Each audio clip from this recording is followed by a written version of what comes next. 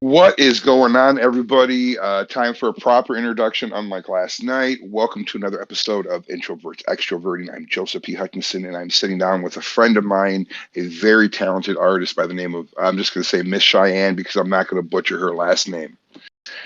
Um, say hi to everybody. I know I'm an asshole, but I try and be a little respectful. You know, got to balance it out. So, Miss Cheyenne, how the hell have you been? It's been a little bit since we had a chance to actually conversate.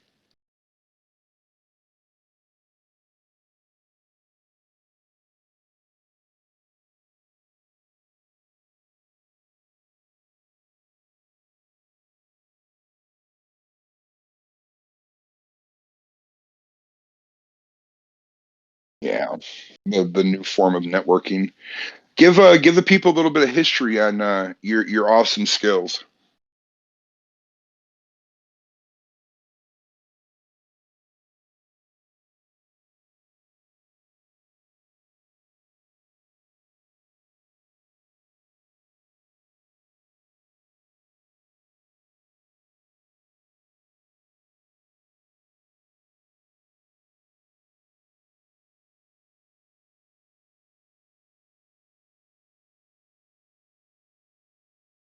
Hmm.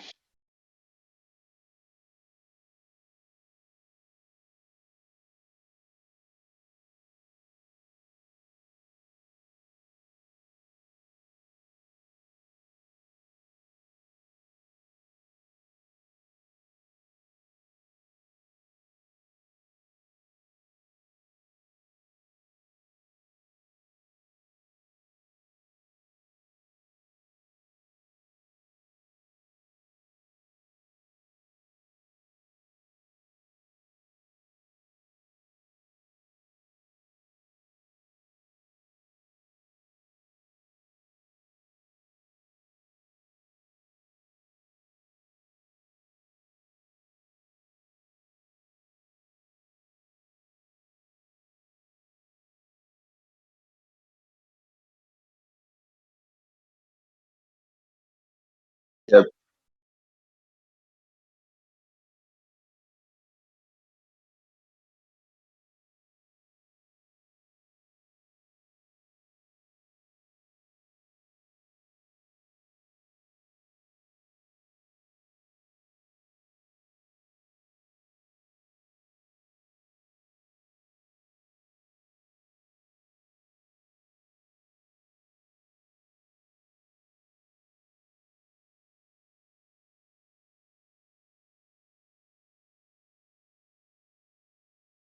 You art, therefore you are. Like you're legit designing a chair. Like I'm not trying to put any laughter in my voice to sound condescending. That's just like you don't hear that. You know what I'm saying? And that like what the fuck? Like in a good way, you know what I mean? Just because it's like it's so rare and unique that yeah, I'm designing a chair. Like how, how? Like not, but once again, not condescending. It's just I know how you design a character. I know how you design a fucking box that like an action figure goes in. But like a chair.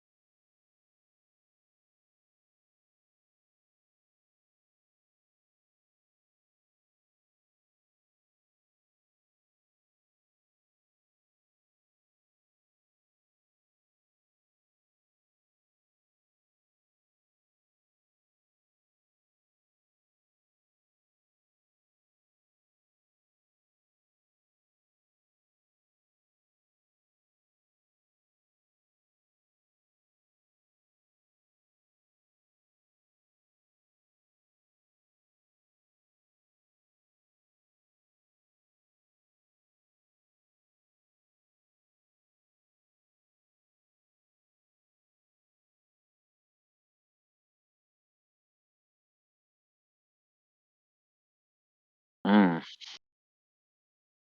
okay, so like you're not you're just making it look pretty, basically. Okay.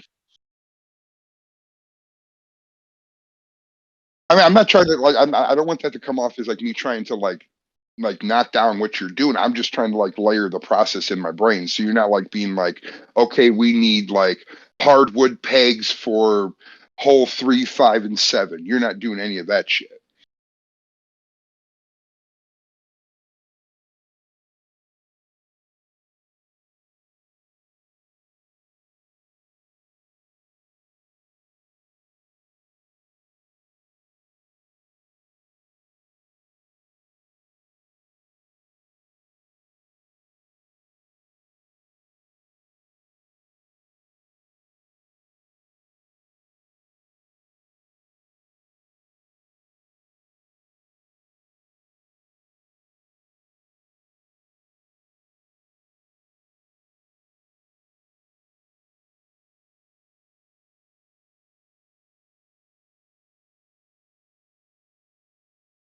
Sounds stupid.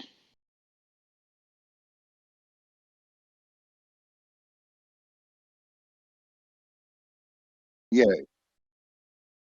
that sounds like making a video game without someone that knows how to do user interface.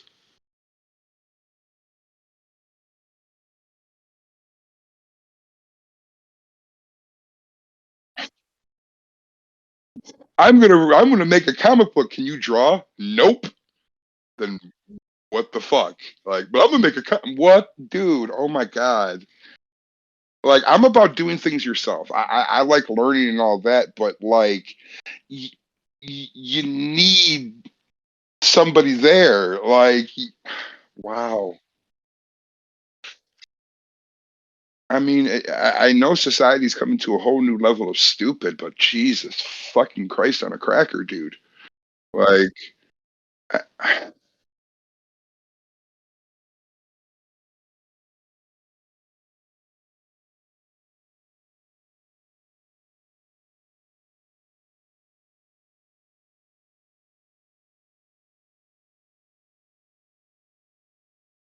yeah, you're gonna get what you pay for. I mean, I can go find illustrators on Fiverr, and there may be some good ones there, but if I'm only paying them 10, $15, then I'm getting $10, $15 work.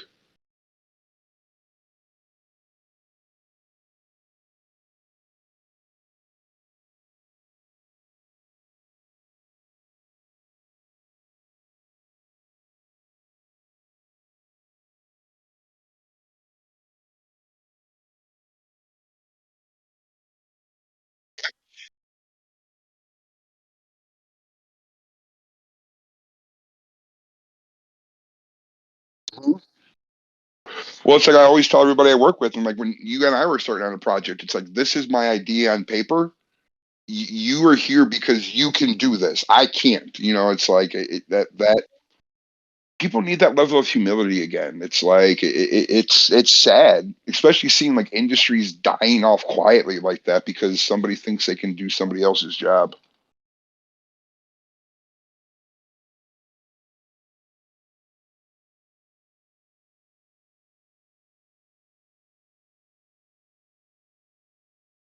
Yeah, I agree. I agree completely. I mean, it's massively underfunded, as underfunded as unfortunately as other like technical programs. Like, art can be very profitable. It's just how you utilize that.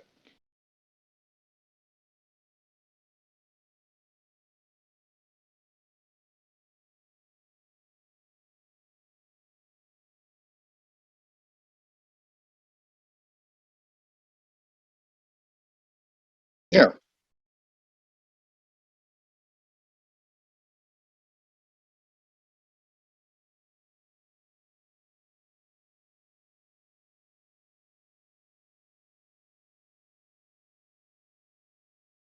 very true. I agree. I mean, I can write like a motherfucker. Don't ask me to edit. I got F7. Like, you know what I'm saying? Like, or I will hire out for that shit because it's just like can't do it. It's not in my wheelhouse, and it's like, I mean, I was just fucking around with Luca a couple. You remember Luke, right? Yeah, I was just fucking around him with his thesis, and like the way your kind just dismissively talks about, yeah, I was thinking about this shading pattern for a while, and I forgot about it, and then I just, I'll just try it, and it's like it's nothing. Like y'all just do like casting magic spells and shit. Like you need no components, no casting time, just poof, gone. And I'm just sitting here like, what?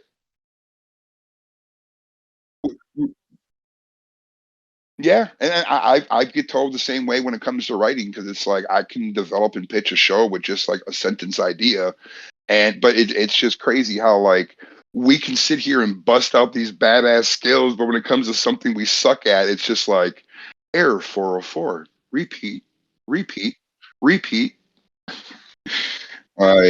It's but no, I agree, Charlie. The arts and STEM are should be intertwined, and if you talk with most scientists, like I actually had a friend of mine, Darsadera, on here, brilliant fucking girl.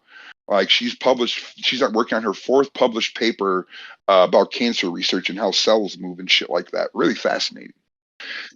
Yeah, I'm gonna be having her back on, and that's definitely an episode. Keep a track of the events. I'd recommend tuning in because the way she describes stuff is more like a dance, and it like I have questions. My autism kicks in hardcore, and I don't always have the most politically correct way of referencing things, but I try really hard. Like, and so it's like talking with her. She has that translation matrix that I lack, and it's so cool meeting people like that have the ability to translate from like normal people's speech into like artistic speech.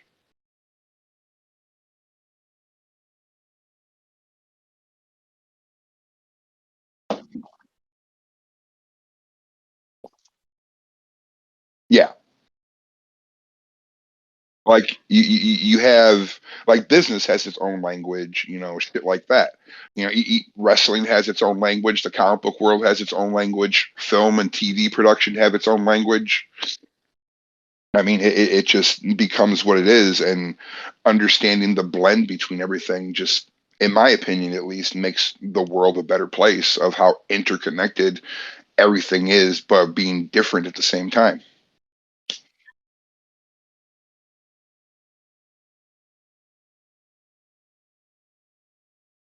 Exactly. Like our school system is designed for like blue collar workers and factory based shit. It's it's not designed for our kind. Like we don't function on bells and whistles and things like that. For us, it's like, huh, what, huh? Yeah, I'm not done yet. Go away. I,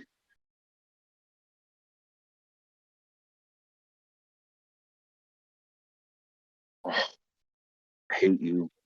I fucking hate you, dude. Like I respect you to the ends of the earth, but fuck you.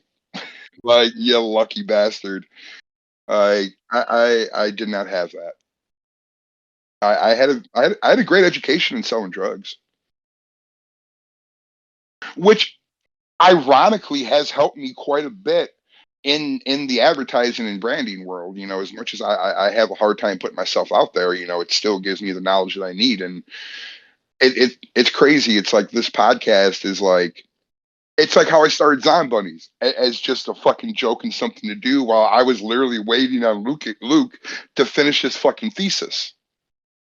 And now here we are, fucking like, dude, I got like fucking 5 episodes scheduled for the week. More I got to put up in events, and it's.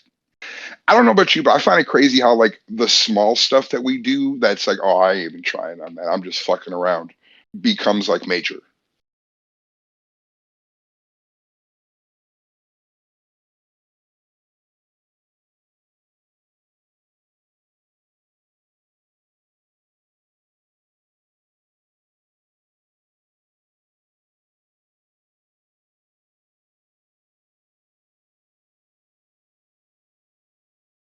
There's nothing wrong with knowing what you can't do and learning your limits. That's actually a really great thing to establish. But that doesn't mean you shouldn't push yourself. And I know how the brain lies to us. I mean, I'm not trying to put anybody on blast, but it's why I fucking reached out to you because I knew your brain was lying to you, and I'm glad things are looking better for you because I wasn't telling you the truth the first time we met. I claim you. Like you're the right type of fucked up. I like that. Like yes, show me the pain and the beauty and the majesty of your life in your fucking art. Like I still look at your fucking resume. You know what I'm saying? I still look at your fucking portfolio that you sent over. Oh yeah.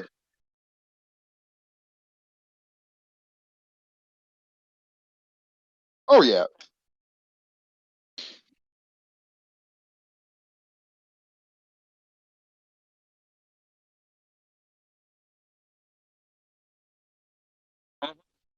Or even better, how actually talented you are.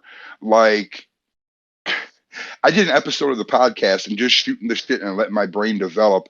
This summer, I'm now going on a 7 to 8 day road trip with one of the world's first women motorcycle clubs. That's not a social or sports club. That's an actual motorcycle club. On top of shooting a pilot in the fall. Yeah, and like here I am, just like, let's play some PUBG. You know, like it's that crazy. Like you don't want to think about it because then your brain will start lying to you about like, yeah, you really ain't shit. Instead of the balance that people need, where it's like, okay, yeah, I'm doing this awesome stuff, and then you have friends that come in that'll kick your ass either like in video games or shit talking. That'll bring the humbling balance that we all need.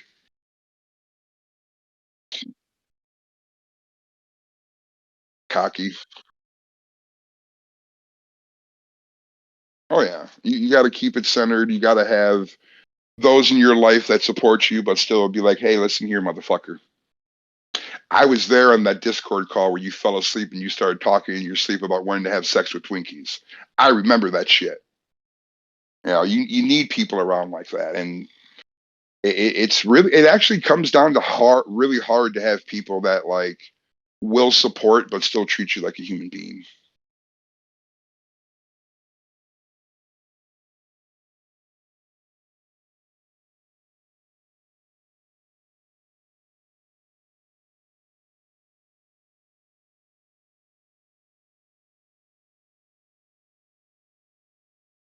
Oh, okay, yeah, yeah, yeah.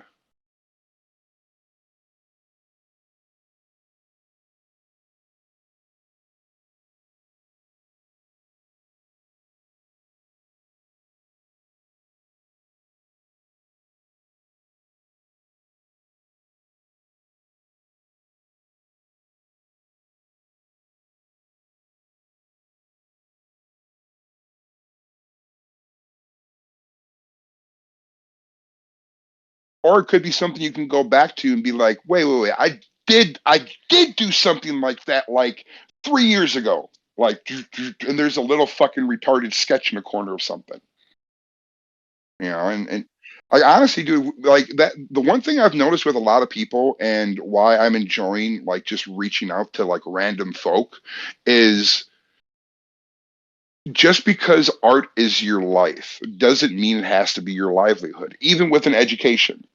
You know, some people can see it as like they get into the business and they get disillusioned by it, or some they just get a degree so they can get a bullshit job and then fucking just write for the draw for the passion of it.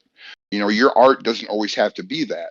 But one thing that I've found is that I've just been doing like more writing exercises than anything, and um like developing like what could be projects. Like right now, I'm working on something for Big Trouble in Little China, a remake.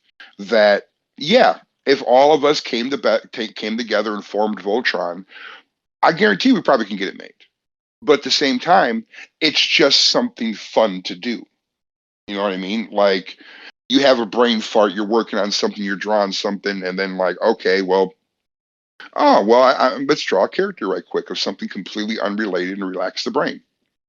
And you know, for me at least, it's having those fun projects that probably won't go anywhere, but would be cool if they did. That breaks up the bullshit of art being a job. That's just me at least.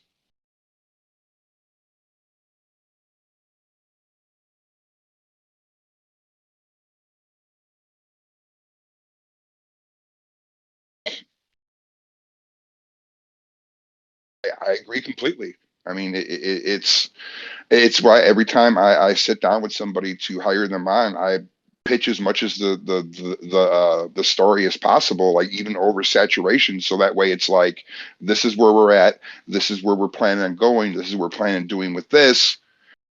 Is this a good fit for you? I may love you and your art or whatever, but if you don't think it's a good fit for you, I'd rather have you pass. Right.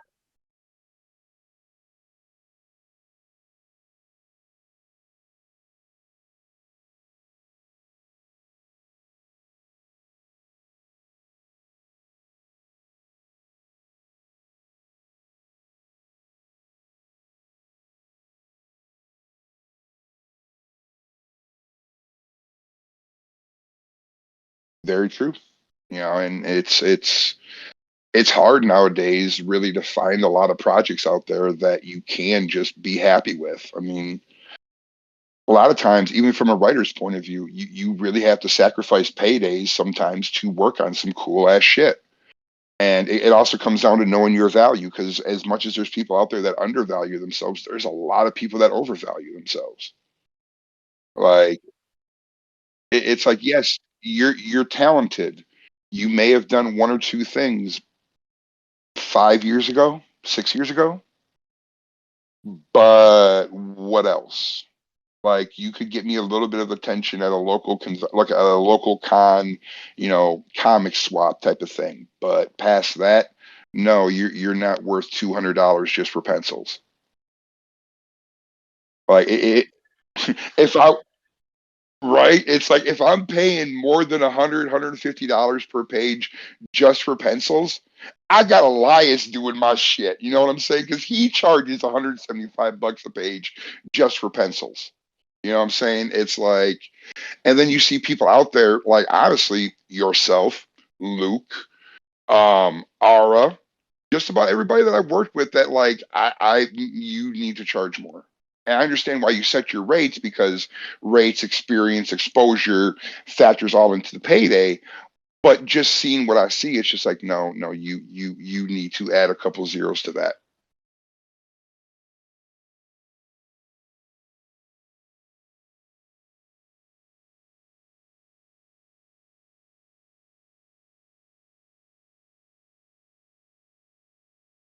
Yeah, go fuck up.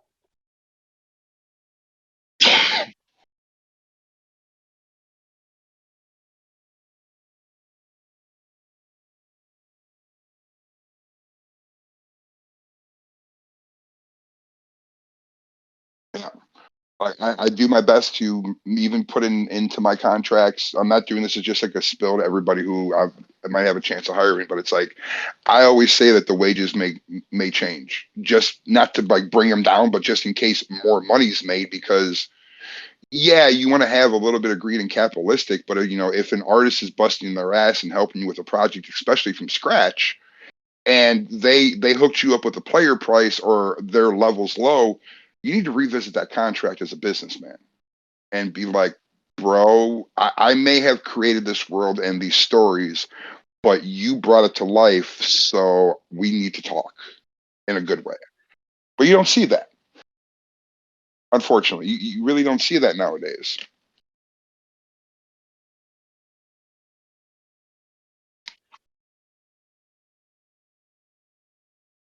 Yeah,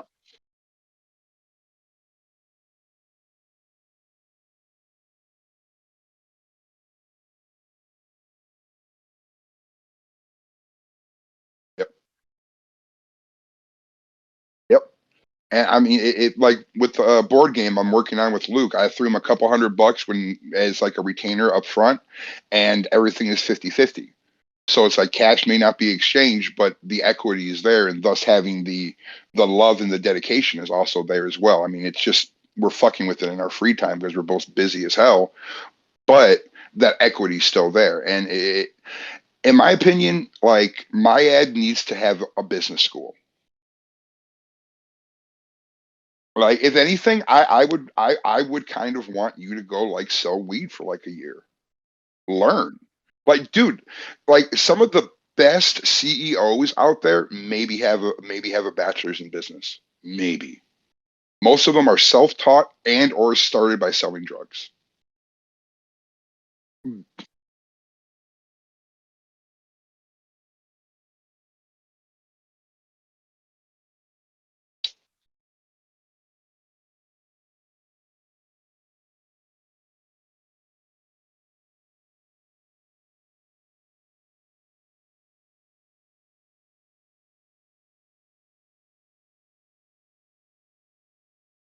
Well, she will, Charlie. Sorry.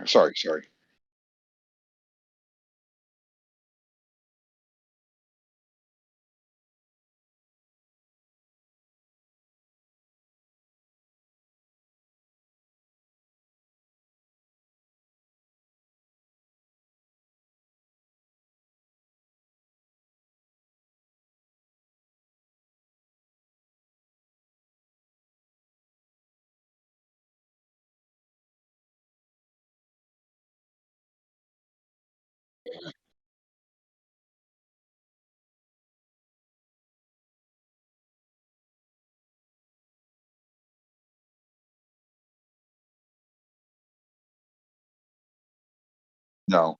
No, you're not. No. Like if you're doing something for like a long-term client or a project you believe in, or a homie, like if I came to you like, okay, can you do this sketch for my uncle for his birthday? A homie price is going to come into it because the nature of it and all that. But just people out there that are fucking, oh, put that in guest links, the guest links category. No, you're good. You're good. You're good. I just started setting stuff up. Like I actually got the rules in place, which I'm kind of happy with, and just very me sounding. But like people need to respect other people's what they view their value at and what their actual marketable value at. Don't be afraid to negotiate. Don't be afraid to actually discuss your finances with who you're hiring. In my opinion, like I don't like. I'm not going to sit down there and open all my books, but definitely you can work with freelancers very easily. And it's like, if you can't afford to give your, and this is all in my opinion, if you can't afford to give your visual artists and either a cinematographer, an illustrator, a graphic designer, the ability to have wiggle room and even a quote unquote tip or a like bonus when it's done, you got no business doing art.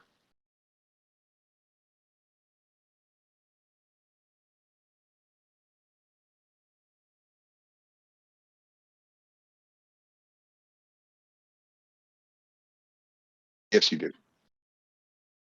Don't, honey. When we talk about brain lies, don't be going down that path. Not live.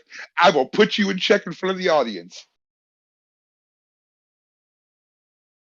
Yeah, I know what you. I know exactly what you mean, bro. Like it is, but it's almost a needed luxury. Like it's far from a want. Like our brains are too wired for creativity in all aspects. Because even at like daily innovations, that's all creativity and somebody pushing the bounds of what's already established. It's another form of art. But in what we do, our form of art is the more luxury side. Yes, I agree. I agree there.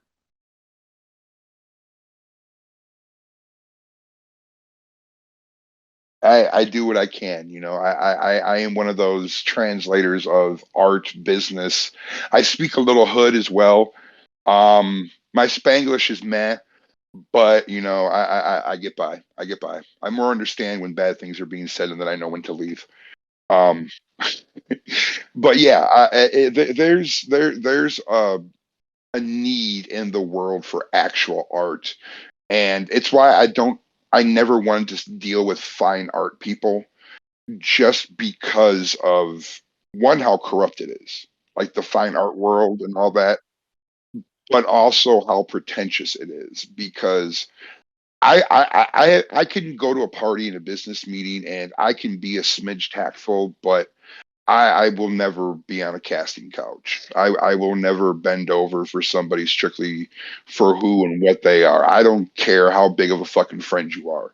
I'm also a loudmouth who would openly call somebody the fuck out for said behavior too, because that's fucked up. You know what I'm saying? I mean, if that's your thing, if you don't give a fuck about anything and you're willing to actually put your body out there to sacrifice like all that shit for whatever, do you, boo boo? Do you? 100%. No hate. No hate. It's just not for me. You know,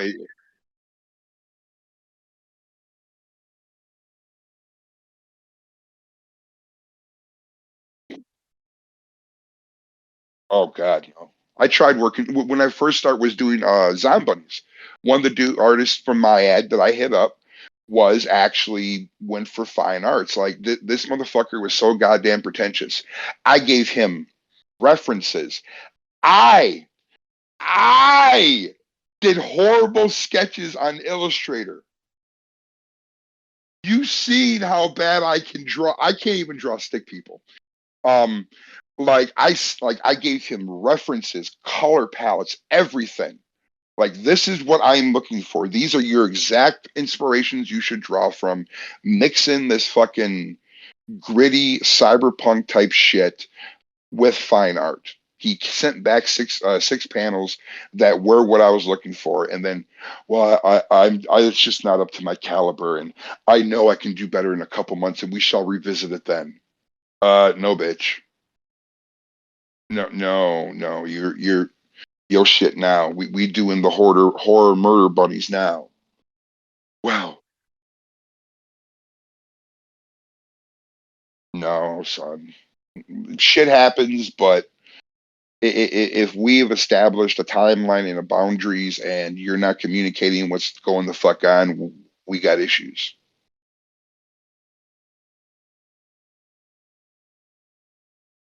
Mm.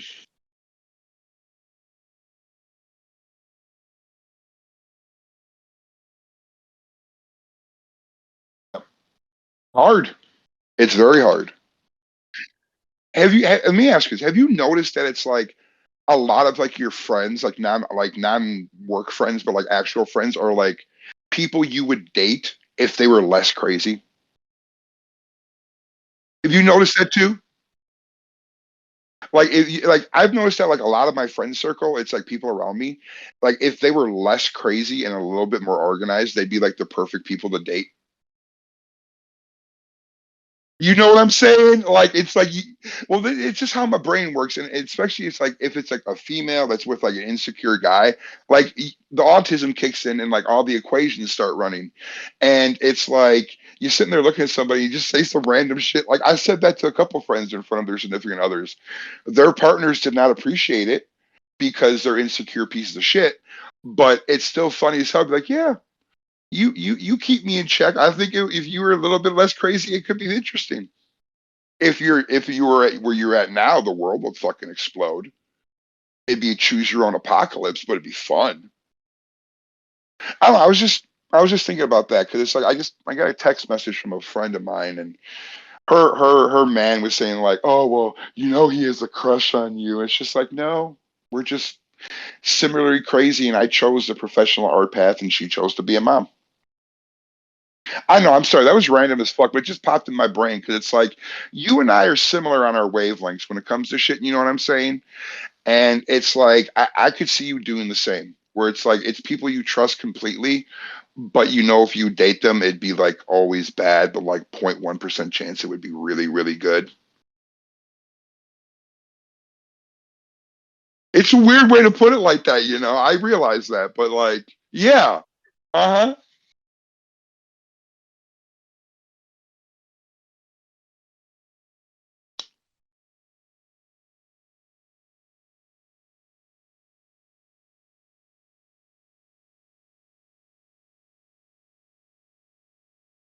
it happens. School sucks.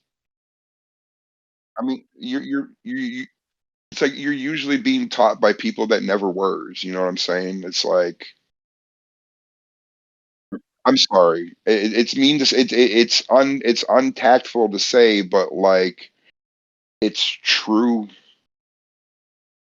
I find a mentor, get some YouTube videos. You know, it's like, what is your boyfriend? Is he drawing now, or what is he doing?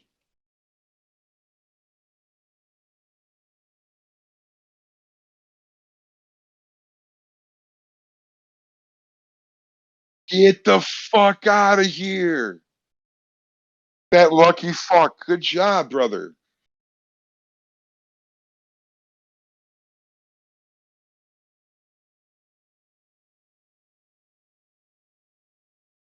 Is it like kind of like a blender type of thing? Okay. Oh, okay.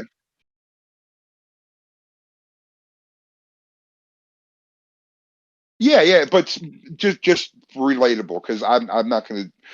If my dude Alan was on, he'd be on Google right now looking it up, playing the Jamie role, but he's not here, so you know, simple stoner.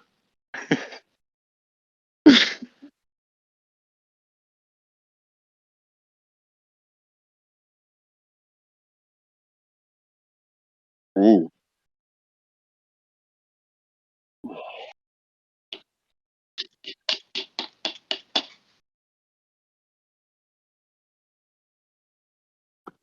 yeah,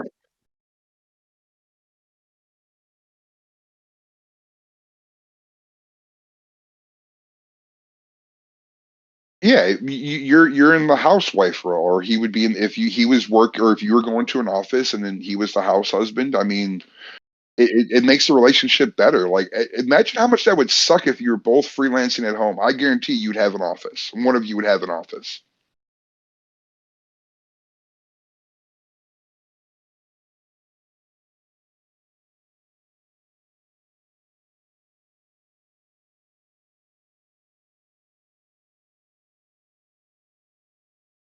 Oh yeah, oh yeah, 100%.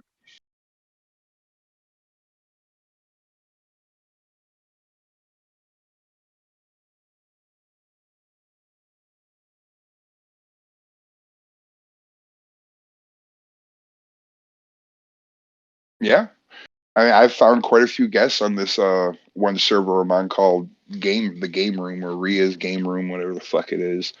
They or the Game Room, sorry. Funny thing, I got yelled at yesterday for making fun of Justin Bieber and Drake. Um, I sent Charlie the screenshot because it's just one of those, like, it's just hysterical. Oh, and my first dude, you'll be proud of me. My first TikTok beef was with a midget.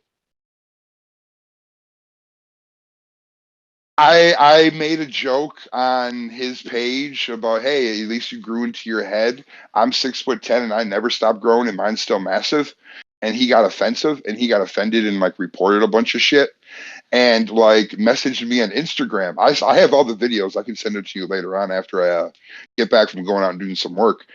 And I made a response video where I was standing up and doing an eye to eye thing where I was standing up and I actually measured out my tripod to be at where his eye level would be. So my response video is me literally talking down to him. Yeah, yeah. But bro, you know me, bro. I will talk shit to the day we fucking die. But if you want to come at me with some I'm actually offended shit, be like, you're you're offended. Okay. Let me show you what being offended's like. Hold my bowl. It's that time. You know, dude, like, this kid's fucking hit me like, who runs your social media? Who is doing that? How could you allow this post to happen? And it's like, because that shit's funny. Like, it's like I put in the rules for the server. It's like, you're here because you're not gonna get offended. Not you, but you in general. Like, you're here because you're not gonna get offended. If someone straight up like wants to be fucking stupid and cross that line, like, if you and I have, like, me and Charlie, we have private jokes that we will not make public. It'd be funny as hell because everybody would laugh at her, but she'd be massively embarrassed. You don't do that shit. You have public jokes for that. You know what I'm saying? So it's like here, we have a very exclusive rule of zero tolerance, no warnings given, just bye bye, because we're so out there with our shit. And when people have this like, oh well, you can say what you want, okay, you just told the wrong person that shit. So yeah, that server, the game room, I've met some cool people on there, but they're on that bullshit. Real talk, they on that bullshit.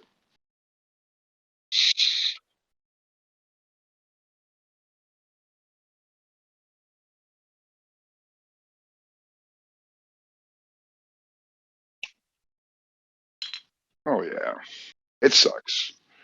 Like I really that's I mean it's another reason I'm doing this is the networking behind it where it's like if like someone's on an episode and they like someone listens to this episode and it's like oh shit she's on that Discord server message you about some work message you about this and also put in there it's like don't annoy people no behave like we will deal out punishment swiftly and publicly.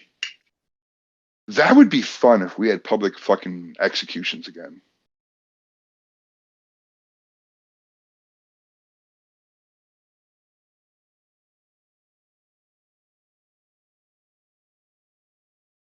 Hmm. Yeah, Star Wars. It came. The last one was like a few days after Star Wars premiered. Uh huh. Uh huh. Yeah, like, but it wasn't public. It was behind closed doors. Public execution hasn't been a thing since like the late 1800s, I think. But we should go back to it. Like we need to go back to. I'm sorry. It's one of the well, it won't deter crime. Bullshit. Bullshit. Like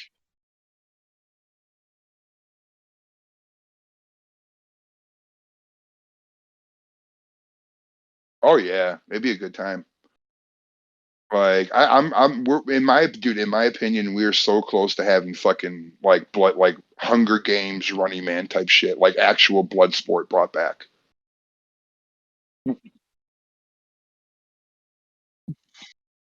Dude, we already got complete fucking social media is now completely reality TV now with TikTok because TikTok is based around people getting paid for sending fucking oh my god, dude, if I went into some shit like that, bro, oh my god.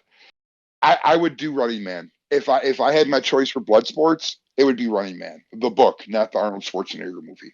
But with TikTok and now Instagram doing it with the gifts you can send people, we now everybody now has their own reality show. So with sports, how they are in ratings dropping on that, the next logical step is bringing back gladiatorial combat, which we've already seen with like the ninja challenges, America, not America's Got Talent, but like American Gladiators and shows like that. Um, and on top of that, we have a vast prison population.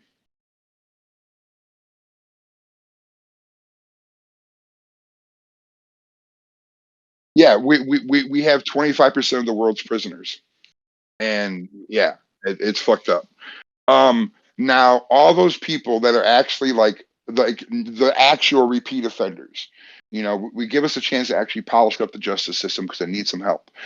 But those that actually are supposed to be there, like life sentencers, death row folk, be like, I'm gonna give you a choice.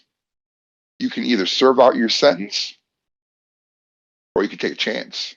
And you have games set up and it oh my god, that I would have so much fun doing that shit. Like playing out a oh yeah. I mean it's a premise that's been around since basically prisons and fiction have been a thing. But I would set it up how the Running Man the book is. Because in Running Man the book, the game, the Running Man, takes place across the country. It's not just in a studio. Yeah, you do all your thing, you go before the TV audience, and then they let you out a back door. They put you through a back door, it takes you to an elevator. You go out the elevator and you go out the back side of the studio, and it is game on. It is you against the world. Uh yeah, yeah, dude. Yeah, and the way they track you is through the postmarks in the letters in the videos you have to send in for the show side, where you're the bad guy. They're trying to hunt you down, and the corporation is the good guys with the hunters. And it's like you call in a tip, and it leads to a capture. You get X amount of money. Like, yeah, I can see this happening. Like first in like a non-violent way, like kind of like the Great Escape, Big Brother type of thing, where it's like Survivor. We have those shows, but you add in like a chase type of feel. Yeah, like we're very fucking. Imagine that shit. If you could get paid $150,000 to find one person that they're tracking, I mean, no GPS bugs on the person to cheat, nothing like that. You just literally have to find this motherfucker. How much is your loyalty actually worth? $2 million, $5 million comes down to the end of the race. $1 billion.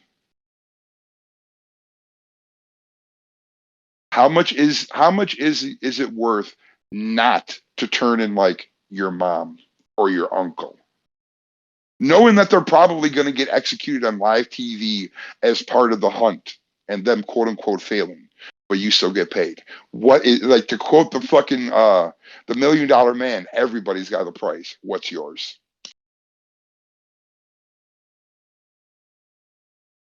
Tell me that shit wouldn't be fucking dope though. Like people would willingly do that.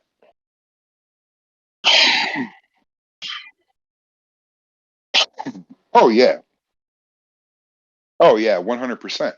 Like, and it would, like, you could easily move your way up, especially with streaming programs. I mean, you'd have the ABC version where they're like using like really, really non-lethal, basically hard nerf shit to capture people, or like some milder stuff, and then online streaming for the hardcore blood sport. Like it's, dude, you know how my brain works, bro. Like, come the fuck on. Like, the we're so close to this, dude. To quote the meme, we live in a society because, because we do. Like, we live in a world where it's definitions no longer have their meaning. You know, this is something else I want to ask you. How are you viewing the freelance market as actually like a recent grad?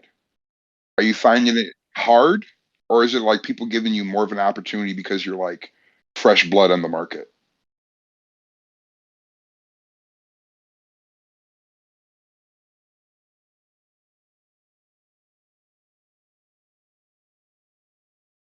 Okay.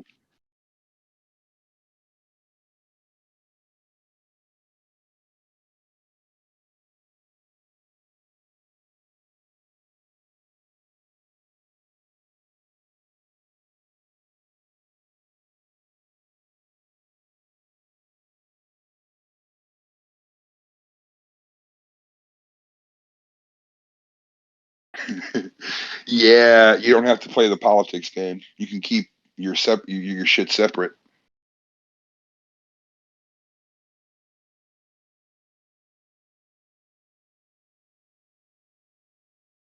Hmm. No, it's everywhere. I went from working my day job at AutoZone to doing Instacart and DoorDash. I average, if I just do DoorDash, my range is $27 an hour to about $35 an hour after taxes and insurance. I Yeah, so it's like even in like the comic world and the film world, yeah, you still have people that are about the studio model because that they just want to do one thing, but a lot of people are coming in multifaceted, And so they work better with like maybe a semi-exclusive contract too. Like a lot of like you can model it off basically how the music industry went, where labels nowadays are there for distribution. You don't need a label.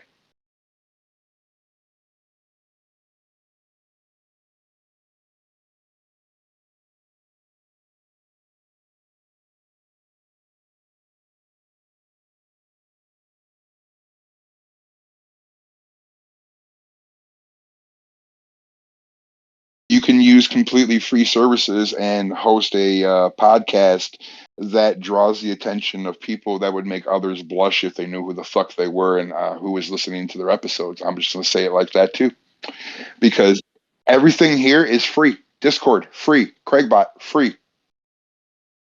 People be like people being able to sit in and actually have conversations about shit free.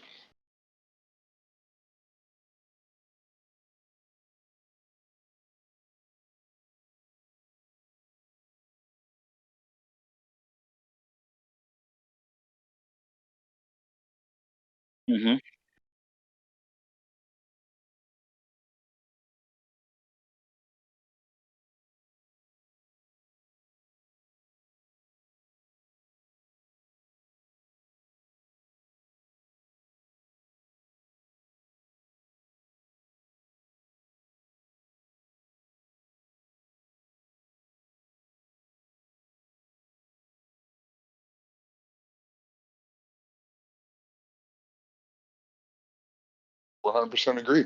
And you got to face that beastie. And we both know, and everybody in this fucking that's listening in right now and saying and talking in the guest chat, they know how much the brain can lie to you.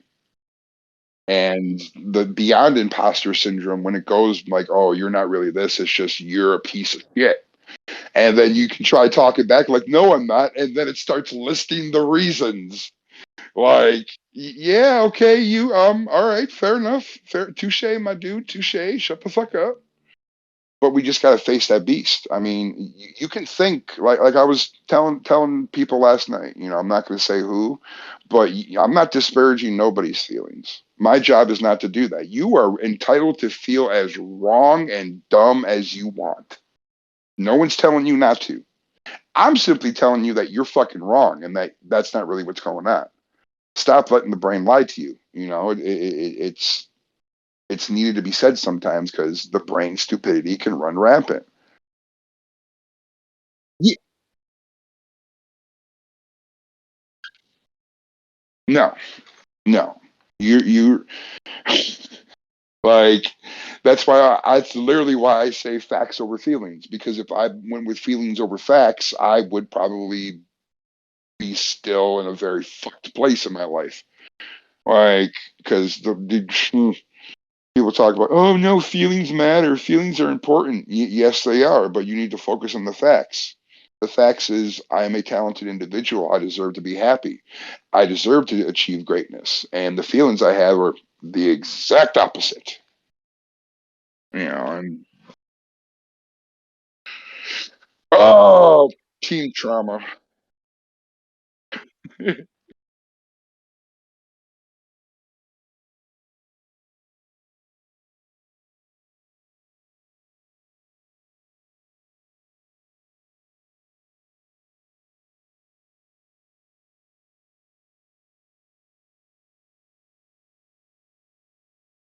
Uh-huh.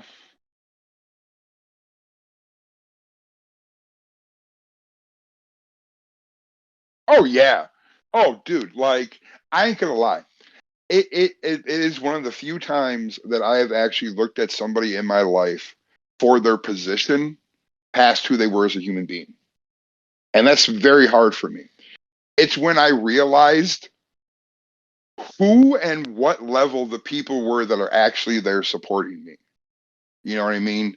Looking at the level of what they're accomplished, and they're like, I like this. I like what you're doing. That when that hit, it was just like, huh, huh. But they're this, and I'm that. And they're like, You are this, that, and the third. And I'm just like, huh, huh. I don't believe you, but huh. And then from there, it was just the dominoes start falling in the correct direction. It took a while for it to really like lock into place, but it's still fucking like those weird ass moments where it just hits. And you can see past that veil of like, you truly realize why why you think the way you do. And for me, it's depressive realism. Is especially in this world of everybody, like I'm about people being positive as much as they can be. But when you have people that are just overly positive, spitting viral shit or like just viral shit with a smile on their face, fuck that. And I see a lot more of that shit nowadays than I see people actually being real with it. Like eh, there's there needs to be that separation where people need to understand that it's not only okay to criticize and to be negative when they're actually having a shitty day. You know, I'm not saying that if someone's having a bad day, just walk around, just put a smile on your face. No, talk about and address why you're having a shitty day, of course, but be actual honest and real with it. Because like I see a lot of creators out there in social media, and pardon the rant, but it's like I see a lot of people out there where you can see like they want to get mad, but for the sake of their quote unquote ass kissing ass brand, they keep this venom filled smile on their face, and it's just ugh.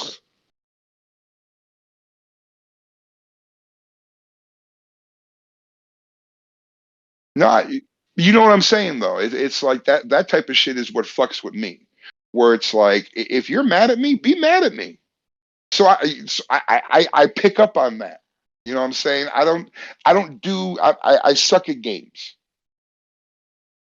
You know, and it's but I love video games and board games. Like I just don't like the social fucking the bullshit games where people won't like actually be straight up about shit. And I've come a long way to me myself being able to balance out my own shit. So I see it from others. It's very disturbing and fucks up a lot of shit. But it's like I just think artists be struggling with stuff because like we see shit so plainly, and our creativity comes out in what we create and how we create, and not and we've moved past the fucking high school bullshit majority of the time because there's a lot of artists out there that cause a lot of bullshit that really need just to shut the fuck up. Uh,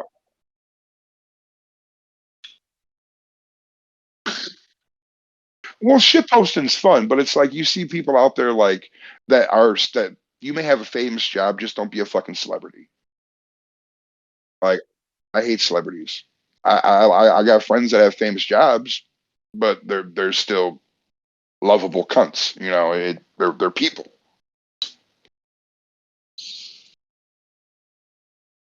right? If you want to have a conversation with somebody about something, go ahead. But you want to get on a motherfucking soapbox, and that motherfucker better be sturdy, because I will drop kick that bitch mount underneath you and bring you back down to reality. Mm-mm, no time for that. I, oh,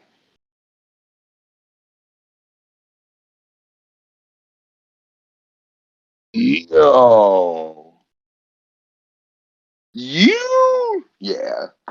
What have you been fucking with lately? Because lately I've been fucking around with Minecraft, and I'm loving that last update they have, and some PUBG Mobile.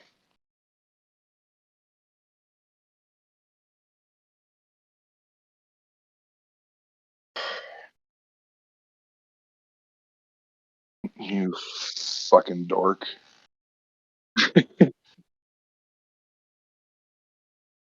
Nice.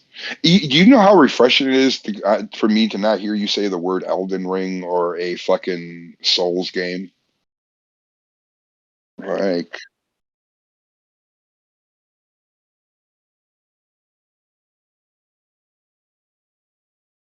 yeah.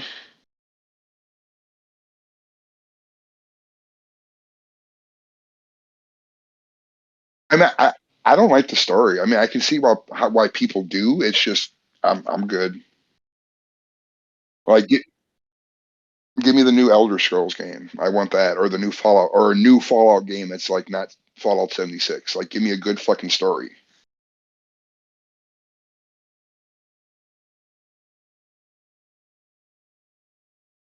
Hmm. I mean, that's why I'll fuck with Animal Crossing when I had my Switch because Animal Crossing actually has a dope story to it. I like it. It's simple. It's very ASMR. It's very Minecraft. You know, but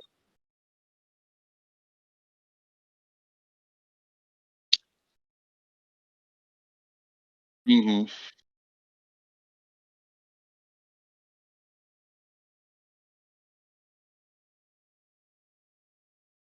yeah.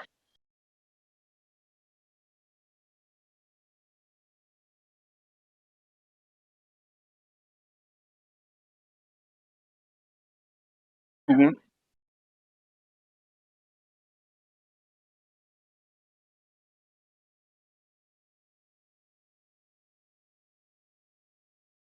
Oh yeah, yeah. They do a good job with their skin and texture works on there. Like I do I like how also the characters are fluffy, cute, but still very simple.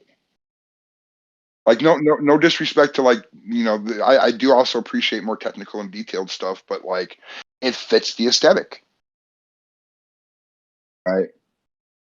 I go ahead, go ahead, go ahead, go ahead, go ahead.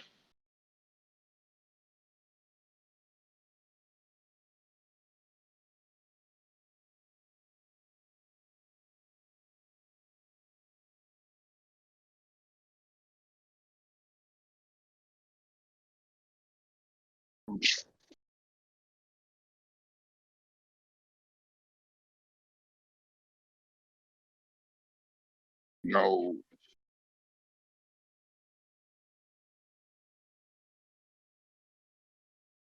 I was just thinking that.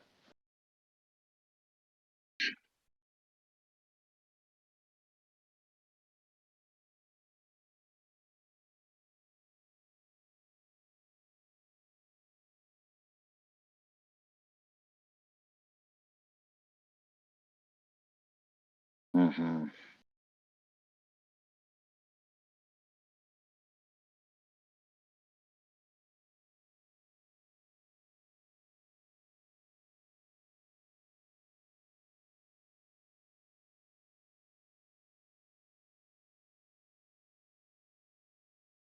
Yeah, like never like even as a writer, like I've written every style out there. Most of it will not see the light of day, let alone people I trust. Like no, I have like even Velvine, and we have stuff that'll never see the light of day ever. And I know you have stuff that you'll never see the light of day, but never stop drawing or fucking trying different styles. Like never isolate yourself to one style of anything. Like monogamy is good for certain things, just not art.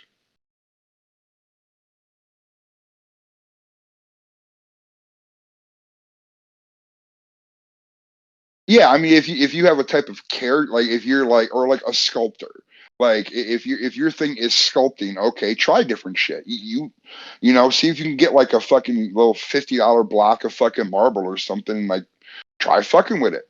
You're gonna fuck up. You're gonna suck, but maybe you enjoyed the process.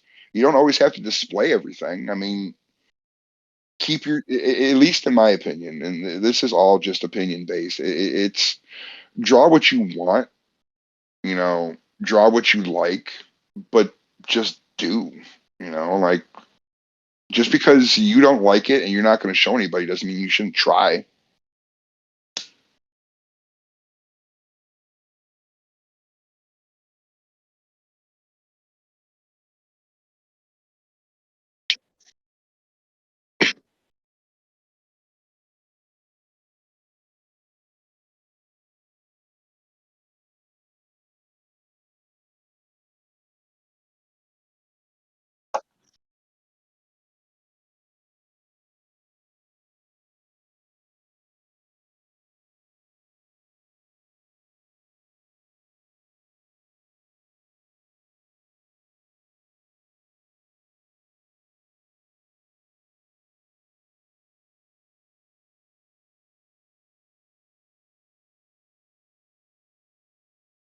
You did it. You know, you faced an unknown beastie and you came out the other side a better person. The world didn't end. I oh yeah. That's one thing that was I didn't realize until later on that it's as I've been told many times from the beginning, it's not the destination, it's just the journey that gets you there. That's really worthwhile.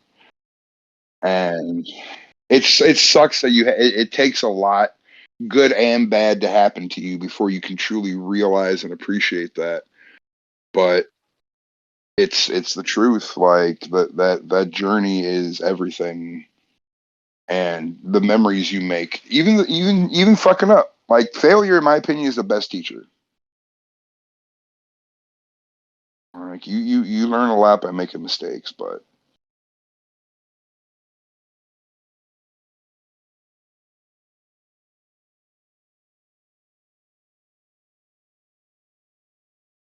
no, no, right. But that's the thing that people have to realize is that all the greats out there started at the same place. Like you have to suck before you succeed. Like you don't want to go out there and do a Dave Chappelle. You really don't want your first outing to be a fucking knock out the park. You want to have it to be a so you can grow from that experience. You can see what you did wrong and build from there. Because if you just came out there swinging fucking grand slam first time at bat, what you got next?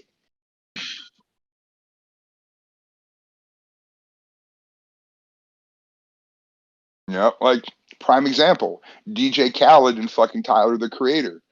Like DJ Khaled, his entire brand being another one. We the best, baby. And then here comes Tyler the Creator with his fucking album Igor and just smashes him out the number one spot. Independent, underdog, destroying the number. Like, it's like, man, that shit cracks me up.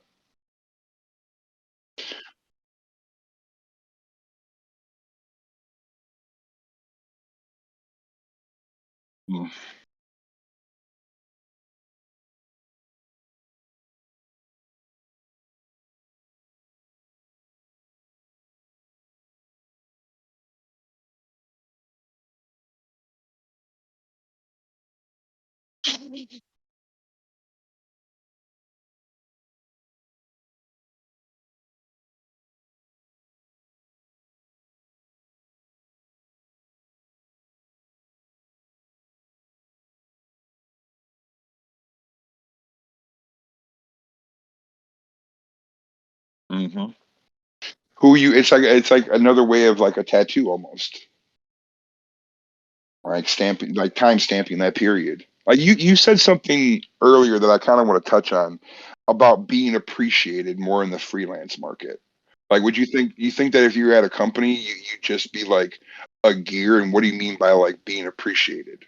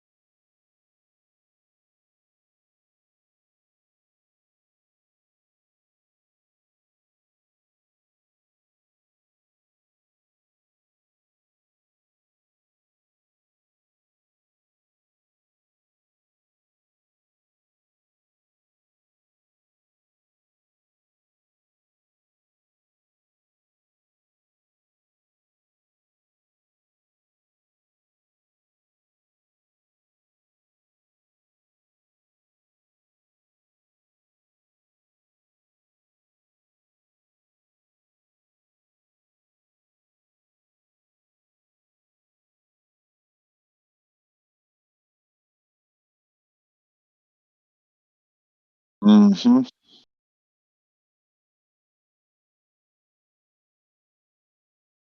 And have shit to show. Variety. Yeah.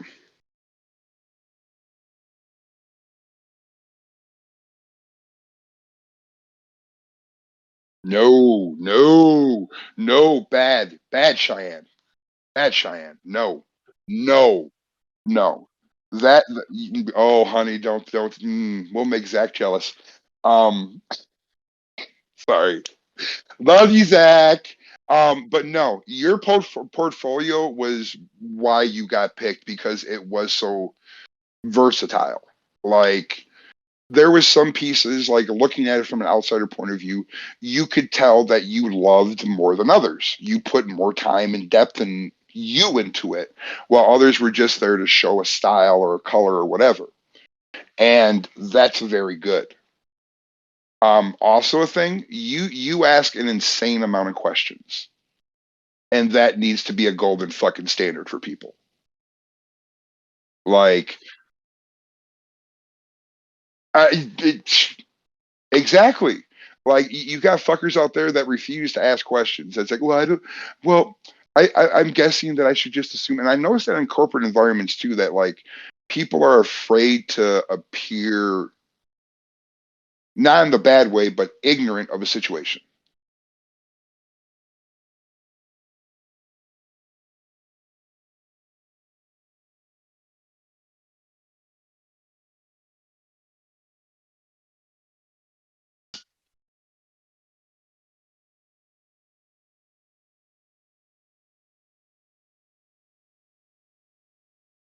Yep. Always, yeah. Always ask questions. That's like I was saying before when like because there's some stuff that you and I now that you're ready and like we were talking about before you're good we're gonna be working on. You already know. It's like do your best. If it can't be done, come back. If you can come back with a solution with that, cool. If not, we can try and figure out one.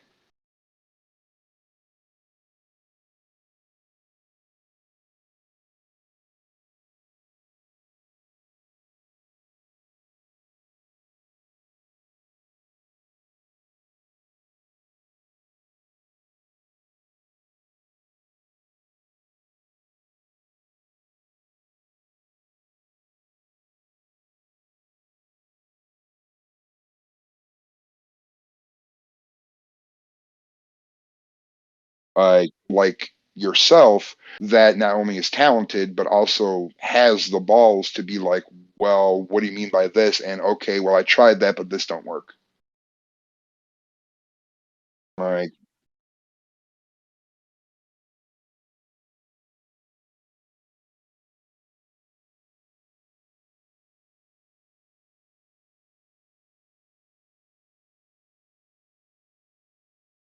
mm,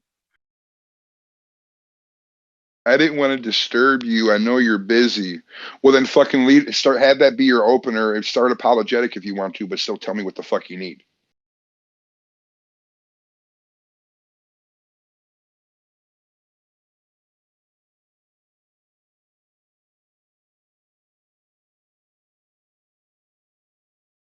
Yeah, you gotta like is as much as there are a bunch of soft, delicate people in this industry, and I know as much as I am one of them.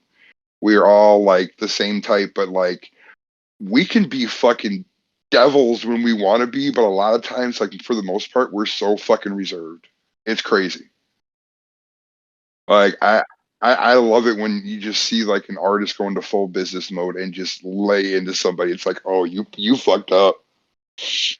You pissed off the wrong person. She may not show it, but she chooses violence every morning before she wakes up. She just hides it well. Now you get to deal with that. Good luck.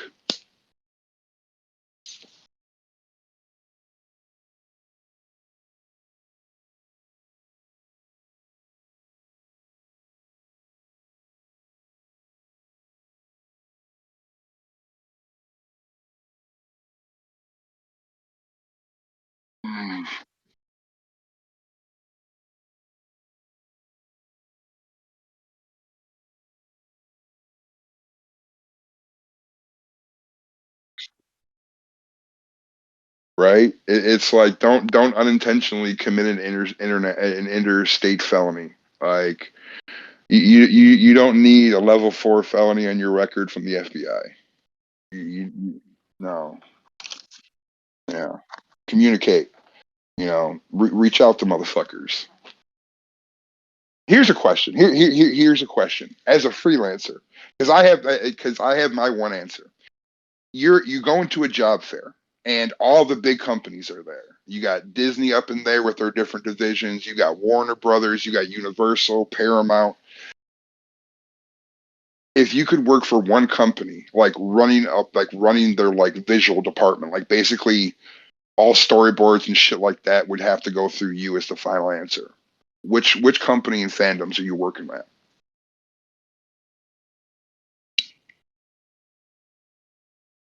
I'm DC, Warner Brothers and DC, Harry Potter, everything fucking DC. Oh my god, I'd be in heaven. Like that shit would be fucking amazing. Mm. Okay. Okay. I see you. I see you.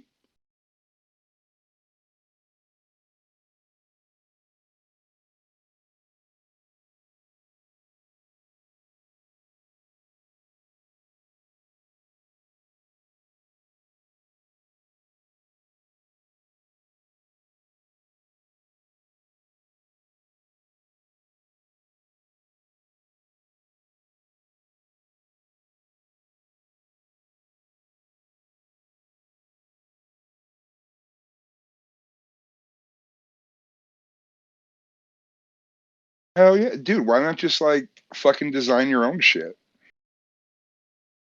I mean, I can make a fucking commercial for it, and even we got voiceover people. Like,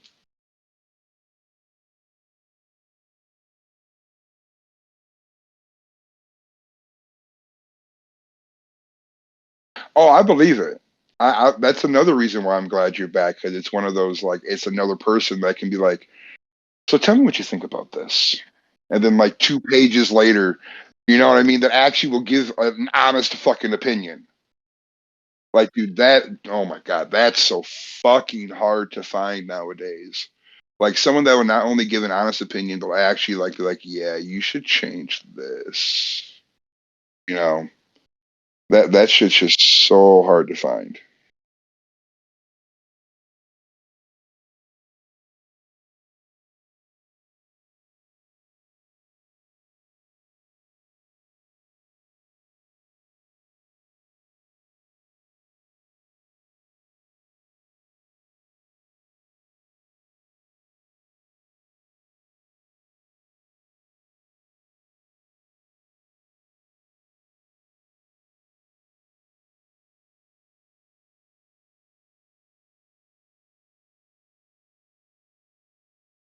Um, yes, yes. Like that's actually what I originally wanted to do with my first anthology that I put out words, but I didn't have the money, let alone knew the fucking people that would do it. Like it, like that. Yes, yeah, yes, yes. Like if I have to fucking come over and fucking like saving fucking Sarah Silverman and taser your ass to fucking get it done. Yes. Oh my god, dude.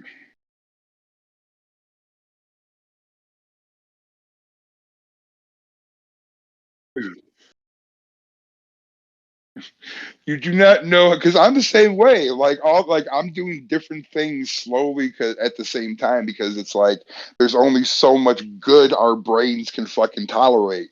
Like like on like days I've done like fucking 3 episodes of the podcast in one day and a bunch of other cool like fun work stuff, and I've been taking naps in between because it's like the body's just like okay this is too much shutdown.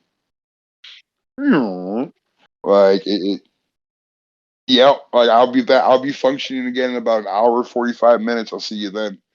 Like, it, God, but no, that is definitely something that's like, dude, I, what are your ideas? Give me a week. Here you go. Go fucking draw this. Like, dude, that's fucking sick, dude. Like, if I could draw as well as if I could draw somewhere even close to like how I can write, oh my god, dude. Like, I I am legit jealous of you.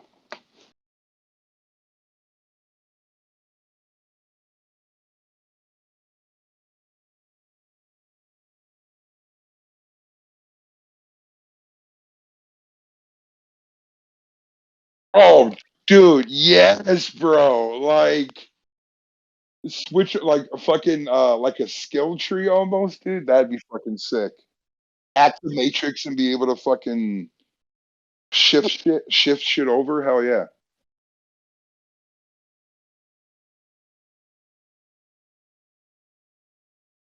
Right.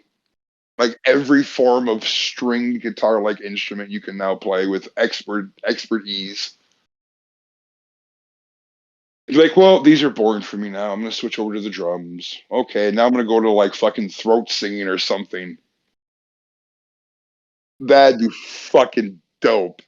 Like that's some like Illuminati type shit that we're probably gonna have in like 50 to 75 years, where it's like you have like a stack or some kind of implant that has a bunch of knowledge you can access.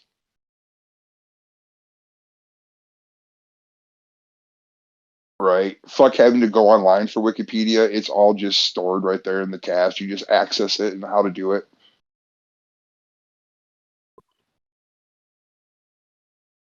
Yeah, I mean, that would be fucking crazy where it's like your subconscious becomes everybody basically becomes two people. Like your waking form sleeps and recharges and all that shit while your subconscious works ahead and your brain just fucking oh my god, that's a fucking horror story right there. People can go hardcore and get like implants in their body so that way their subconscious can pilot their body while they're asleep.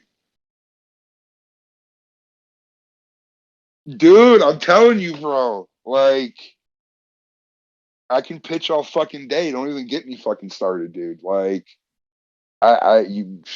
you give me a fucking sentence and I like yeah. Like I'll even listen to a song like, oh, I got a couple ideas for a music video now. Like here's four.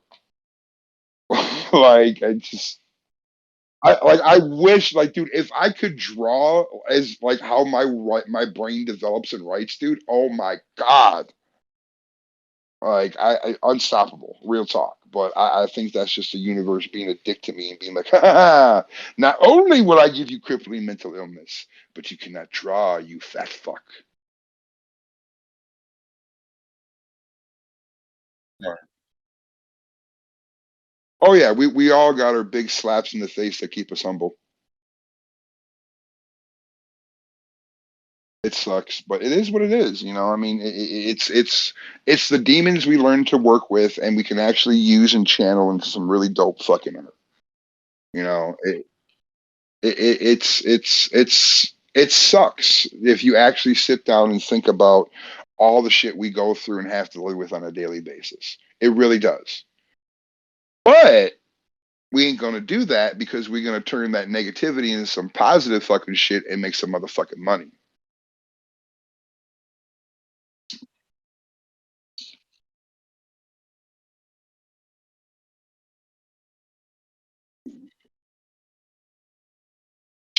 Hmm. Yeah.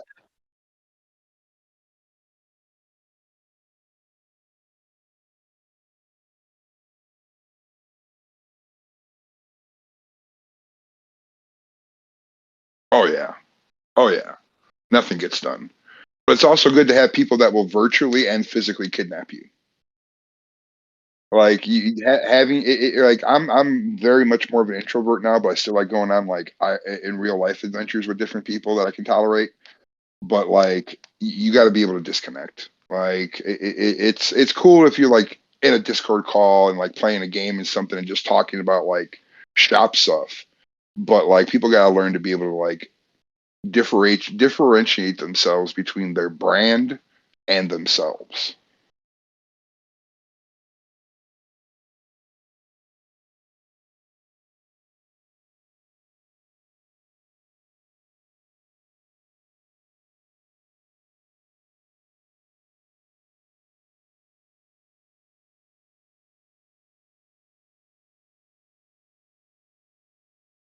Yeah.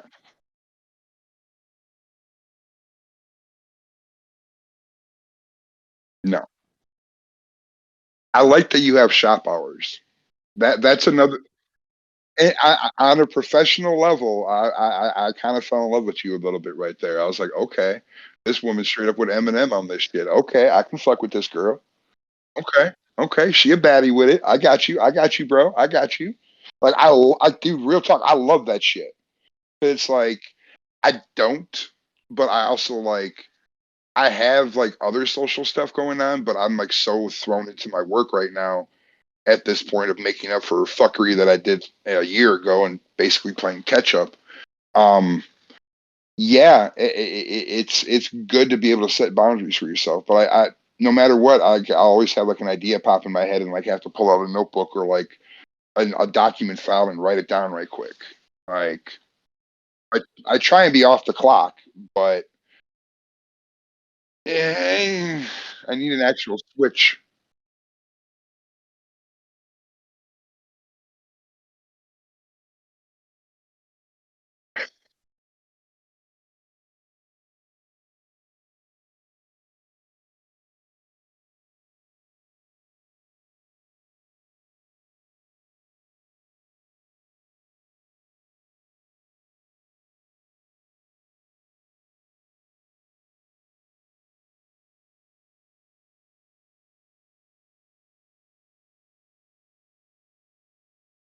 Mm.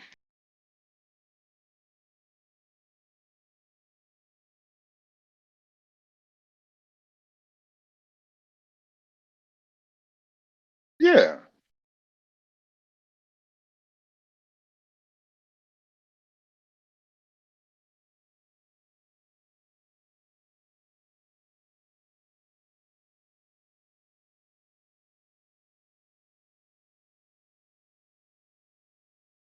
yeah, you have to. I mean, that's bringing yourself back to it being your life, not just your livelihood.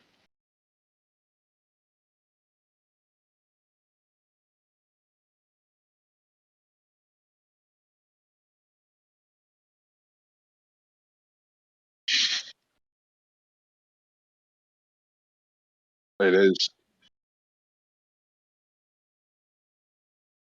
No. Hmm.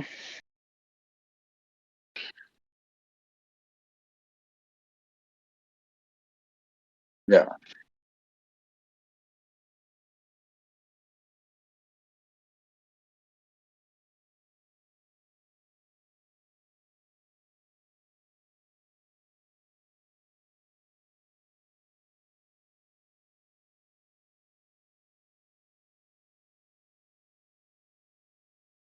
very true.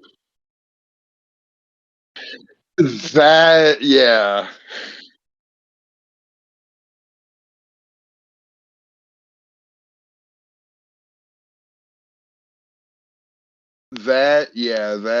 that's so. Oh,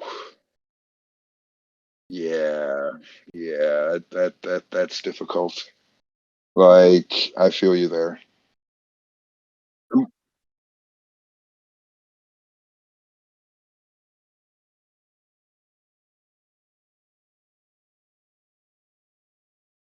Uh huh. Uh huh. Oh, it's only 12:30. I can go for another. I can go for another hour. 3 hours later. Oh fuck.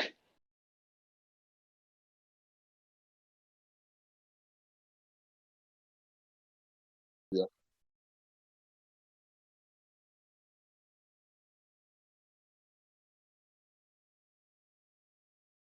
Yeah. That's the upside of physical copies because then the book's done. And after, oh well, since I'm here, I can pause on this chapter and go open this over here. No, bad brain.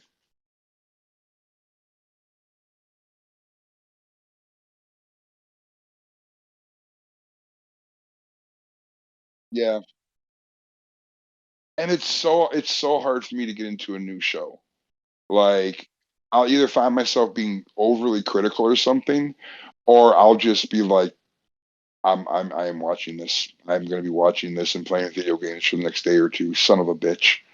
Fuck. Like, because I just usually I'll keep like Doctor Who on in the background or like Stargate or Deep Space Nine or something that I know, as just background noise if I'm not listening to music. But if I'm like when the new Batman came out, I've now watched that 6 times.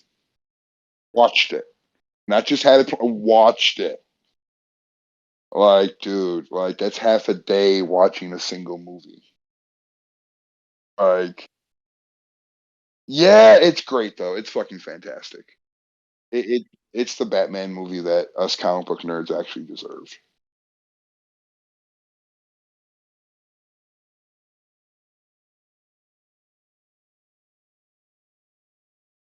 Yeah, it like no idea what Robert Pattinson's Bruce Wayne is going to be like because all we saw was Batman. Yeah, Aldez got off light because when we do the part two, his asshole's going to get ripped the fuck apart. He's a huge Spider-Man fan. Like like his man cave is filled with nothing but Spider-Man shit. And I my love for Batman is on par with that because I always saw Batman as like the true lens of the reader because he's just a dude. He's broken, he's damaged, he's very relatable to the reader in my opinion. And it's that movie is just that movie to me is what Into the Spider-Verse and the Spider-Man movies meant to him. Like so for in his bitch that's they're not intimidating. Oh my god, I'm gonna eat his ass up. Not intimidating. Let me inject myself with venom and then get shot with shotguns. Yeah, I'm not motherfucker. Oh, I'm dude, bro. Oh my god, I am not even gonna be nice. It is gonna be just straight up hot. Greta Thunberg at the UN. How dare you? How dare you? Oh, I'm going hard on him. Mm. He will not be my friend for part two. He will be an unworthy person who saw a fantastic movie. I will be gatekeeping like a motherfucker. I mean, he's my boy. I love him to death, but it's just one of those. The inner Batman fanboy is gonna rage the fuck out, like you ballsy chocolate wonder. Whew. But no, it's gonna be a good episode. But yeah, I don't like corporate culture just because it's too high schooly for me. Like it just if you're good, recognize the talent, but I'm not gonna kiss your ass just because other people like you.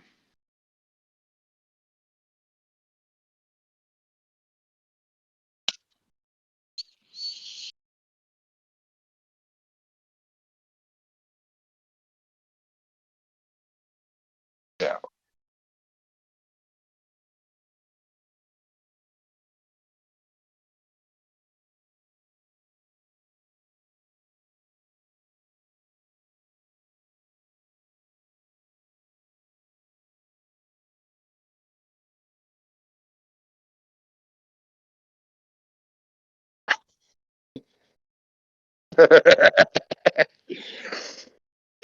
That's fucked up, but so true. I just can't I just can't imagine like working for like a media company and like literally being told you're going to be working on this project you have no passion for. Like I couldn't do that shit. Like I get like a payday's a payday and you got to pay your dues and shit, but it's like I a lot of comics out there and even like movies and TV shows suffer for it. I can only oh go ahead. No, go ahead on.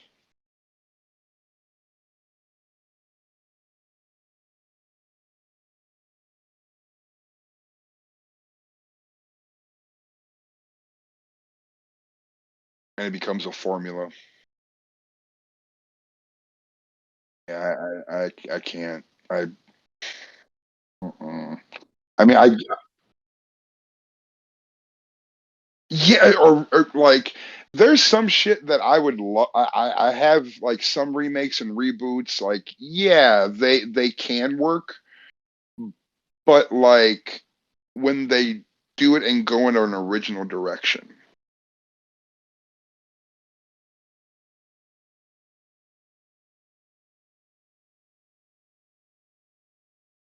Ye- Yeah, the new Halloween movies, fuck them. I hated that shit. Like, but the Jason reboots you can do because he's just generic. Like he's just a zombie that comes back from the dead, powered by the bad choices of teenagers. Like that, it's easy to do. I mean, even like a Night of the Living Dead, but like the Freddy one, no. Like that's one thing that's pissing me off too with these remakes, dude. It's like you can stop recasting iconic characters, especially like prime example, Pinhead. It, how many fucking Cenobites are there actually in the fucking in the Hellraiser world? Thousands. Like, and there's so like diversify. I'm sorry, my brain went a little fucking 404 there for a second because it's like the same thing with the new Freddy with the Freddy remake that they did. It was like no, no, no. If it's not Doug Bradley, if it's not Robert England, and I'm sorry if it's not motherfucking Tony Todd, it's not Candyman. Yeah, exactly. It's like Mike. Anybody can be underneath the mask. A lot of people say Kane Hodder is Jason. In my opinion, he's done one of the best jobs because of his movements. But like anybody can be Jason. But like roles like Freddy and Pinhead, no, no, stop. Yes,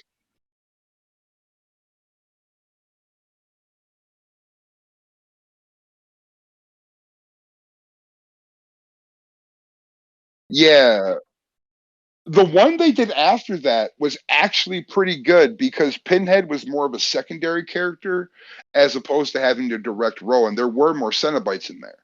It didn't get the love it deserved because of that monstrosity from 2009. That motherfucking nightmare fuel in the bad way was just that'll make your anus leak in the wrong ways.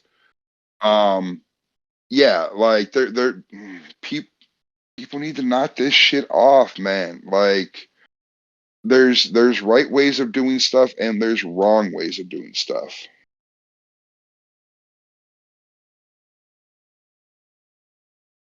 It how the fuck one how the fuck you gonna make Bubba 70 years old with no magical powers and no motherfucking bulletproof vest, but that he he took a shotgun blast point blank from a sawed off. That bitch was some slug and got back up. What?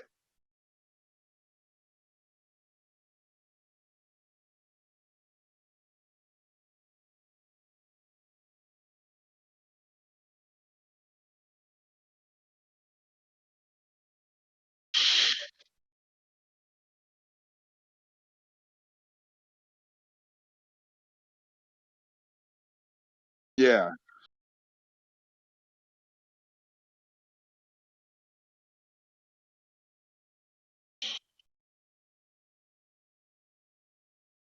And a 70-year-old man with no workout, no cardio, no proper vitamins, nothing.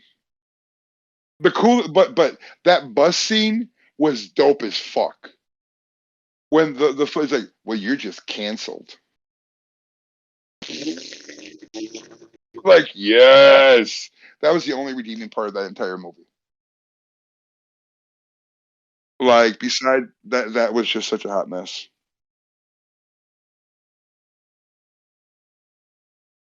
Yeah,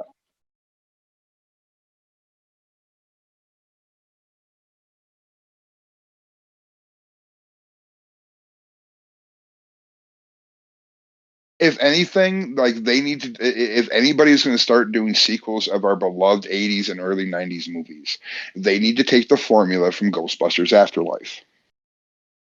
That is how you do a fucking continuation slash soft reboot. Because now they can continue on with that girl going on her education and being a Ghostbuster in her own right, because the established world already welcomed her in with open arms and gave her a proper backstory.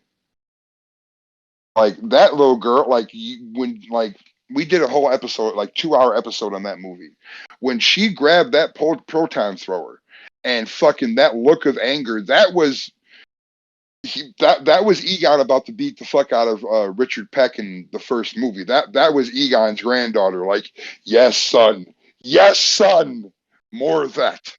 Like that movie, fantastic, fantastic. But then we also get, like Charlie said, Fright Night as well. And touching on what she said about the new Pennywise, we need to do what they need to do is they need to actually tap into the greatest multiverse ever created, and that is Stephen King's universe, and do that right. Um, the new Pennywise was done right. However, the ending was bullshit.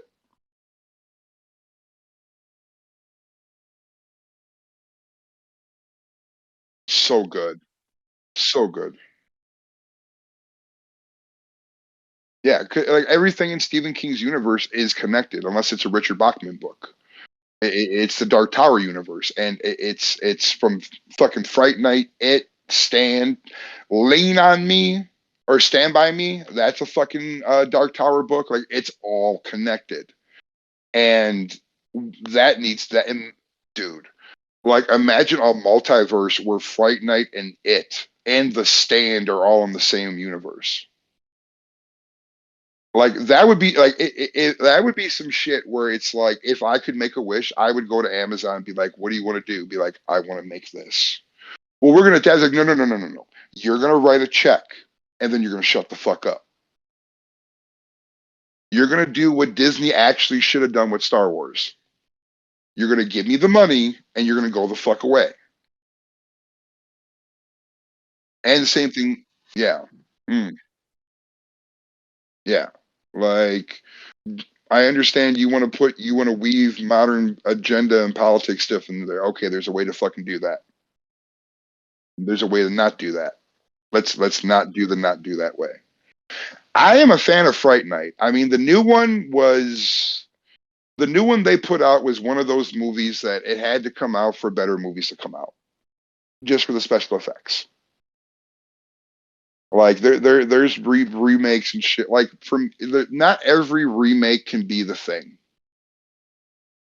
but some do land that way, like Planet of the Apes trilogy remake. They land that way. And then you have some movies like Sinister or another actually underrated series, Insidious, for originality.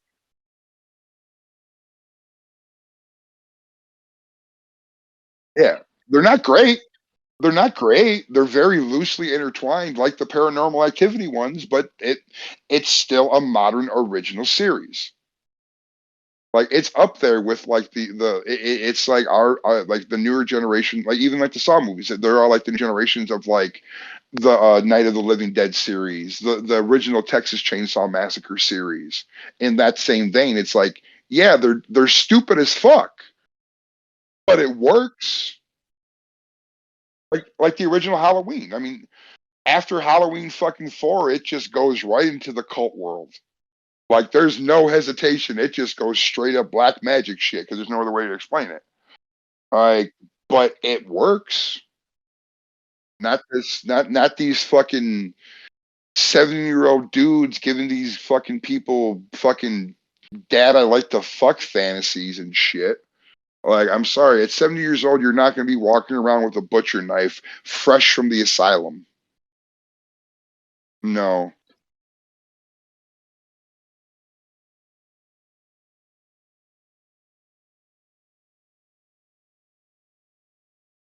I love Jamie Lee Curtis because she's a scream queen. If I want to see a badass bitch in that type of role, I will go look for Linda Hamilton. I will go look for a Sigourney Weaver movie. Jamie Lee Curtis is a very versatile actress, but when they made her into that fucking Apocalypse Now type like Doomsday Prepper. No, no, no. I love Laurie Strode because she broke the ground for Scream Queens. Like, not everybody's gonna be, I'm ready to go. I've been practicing for Michael my entire life because I'm single minded and is just as mentally fucked up as he is, but I have a vagina, so women power. No, no. Sorry. That's and that's actually ironically enough my issue with Scream. The only reason why Scream works is because of stupid white people and not white folk. Because white folk would have straight pulled out the blibbity blammy and boobity blabbity blabbity his ass a long time ago.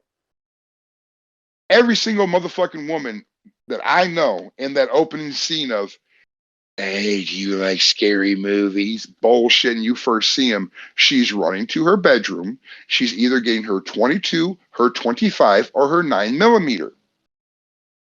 And then that person end roll credits. Like I can't with Scream. It's same thing with like I Know What You Did Last Summer. No, that only works in like rich white people area where they don't have limby blammies. Like, oh, because even in Candyman, where it's in the fucking hood, Candyman still be fucking people up. Freddy's in the blue collar neighborhoods where they got blimmy blammies and they got fucking the cops all over the place. He's still fucking shit up. That Scream, I know. Get the fuck out of here with your pussy ass horror. Not even horror thrillers. Like,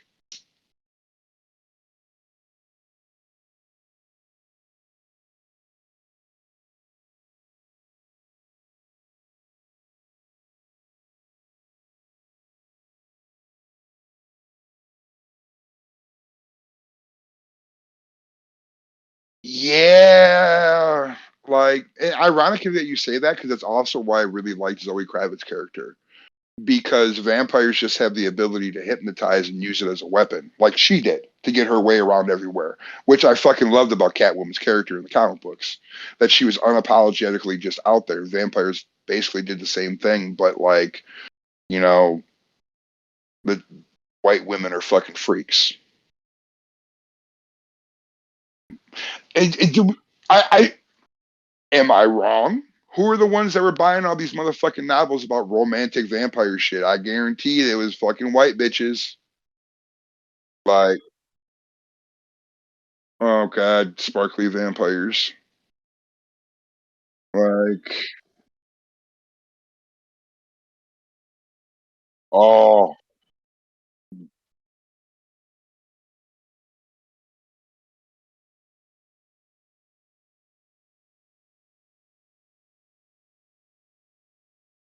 oh yeah, he was like that. He was a colossal piece of shit.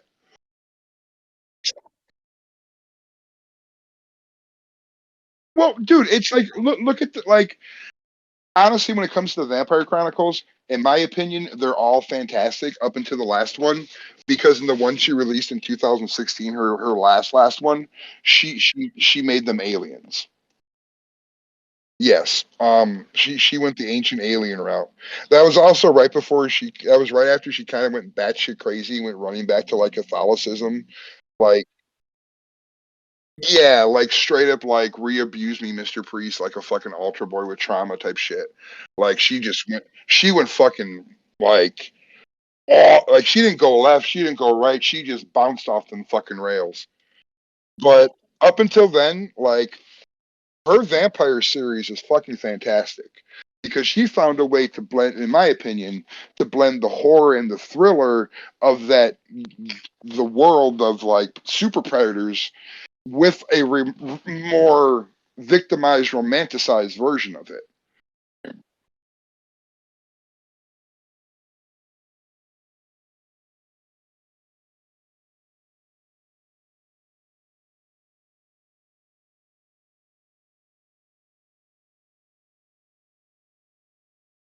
Oh, bro, no, stop. You don't make any excuses besides I'm gonna fix this.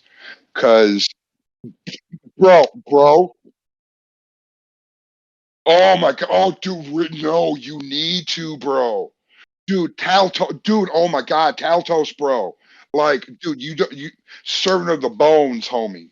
Like, honestly, dude, like Anne Rice, as much as I may disagree with her beliefs as a person, we have different ideologies. That's fine.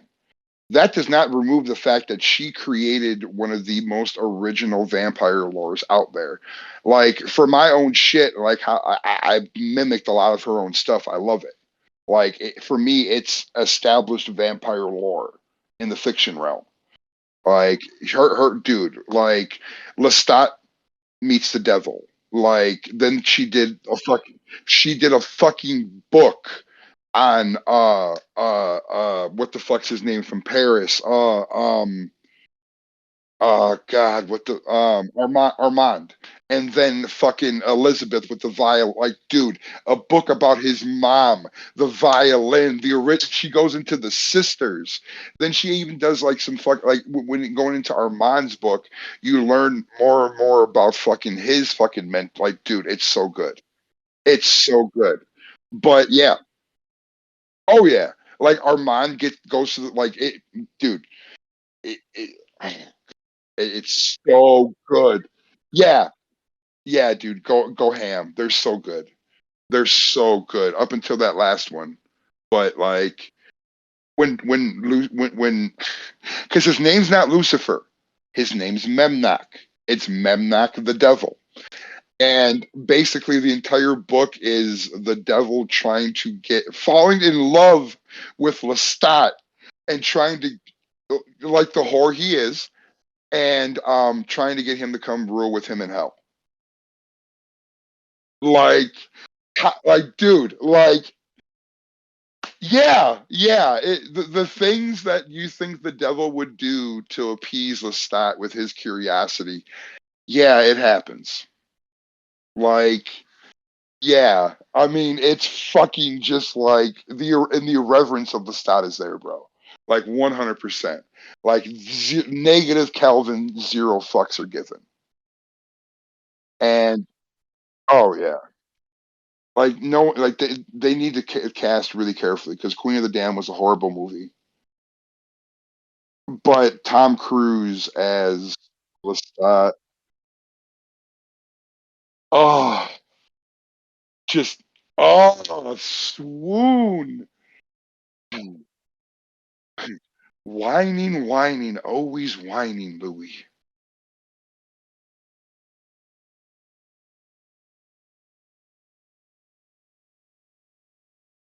Yes, yeah, like that, like oh my god, like just perfect, just perfect. Burn everything we own, burn our house, burn it all down. It's what we deserve. Ah, shut up, Louis. Like yes, like oh. And from the adaptation they have, they're changing up the story quite a bit. Like I hope that like they do like a good job if they're not going to be faithful because it's like her stuff just basically reads like a screenplay. Like I'm sorry, and that's what pisses me off about a lot of these adaptations. It's well, this is my artistic interpretation. Shut the fuck up. You have the screenplay in there. You just simply adapt the format and then go do.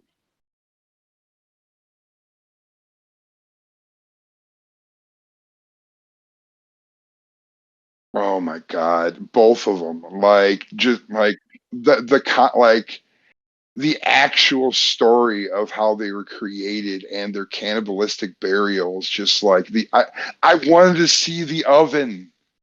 Like oh, and Stephen King's shit is the exact same way. It's like it needs to be handled with kid gloves, otherwise you you get things like the Dark Tower movie. And it's like no, like yes, we got a very good visual representation of Roland Deschain of what a gunslinger can do, but we missed out on so much of the fucking story, just like Queen of the Damned, where they compressed everything. It's like no, stop it.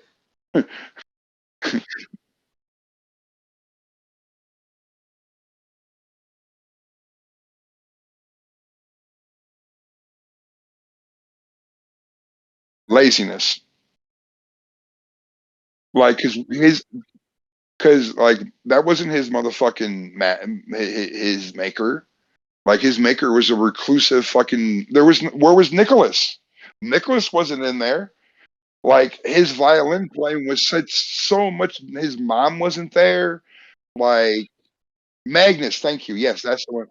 Yeah, like where he finds the bodies of the clones that basically the other people that look almost exactly like him. Like there, the trauma that created Lestat when he tried to first do good and made his mom and Nicholas, and then it just went, and then like the tragedy of his character, like bro, what the fuck, bro? Like you need to read Servant of the Bones. Um, it's another Anne Rice book, and it's based off of a very old Jewish legend, where it's a way to create a genie. Basically, somebody it's like way Babylonian type shit. You like you basically paint boil somebody in gold, and the gold covers their bones, and their spirit with some spells and some other shit inhabit the bones, and they become immortal. Um, yeah, and you're sentient. So everybody thinks you're just this. They're gonna summon you, and you're gonna be a fucking. You're the servant of the bones. You're my bitch. Excuse me. Who the fuck are you, motherfucker? I was just sleeping. I've been trying to get 2,300 years of rest at a time, and you just broke me off at 600. Who the fuck are you? You know what I'm saying? Or if someone pulls you out and it's actually a good person, because like it's basically giving a genie consciousness, and from their point of view, an unwilling genie at that. It's so good.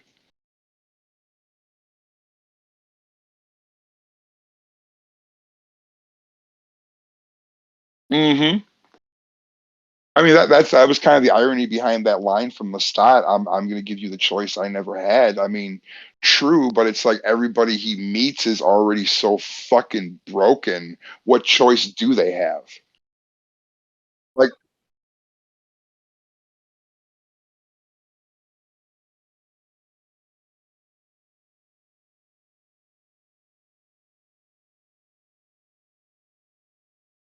or even if like which read Armand's books, like it goes into that with Marius, where fucking like how old Armand actually is. Like he Marius comes from pre-Roman times. Armand comes from the Roman times. Like Armand is old as a child, and like the way like because it's I guarantee it's not going to spoil anything in the book for you. Like Marius set up a school to teach and promote, and like looked at vampirism as a last resort, because he valued his view on mortal life was it's so precious. And enter Armand. You know how cocky he was in fucking in Vampirehood. You think it was any fucking less in his real life? Nope. Like it's so good, and like books that these books need to be taught. Like character development, dude. Character development, narrative telling. Like the way, like when I first read The Vampire Lestat, I mean, after I read Interview with the Vampire, I was like, okay, this is fucking badass. And then you open up Vampire Lestat, and he's talking to you. Like that blew me the fuck away.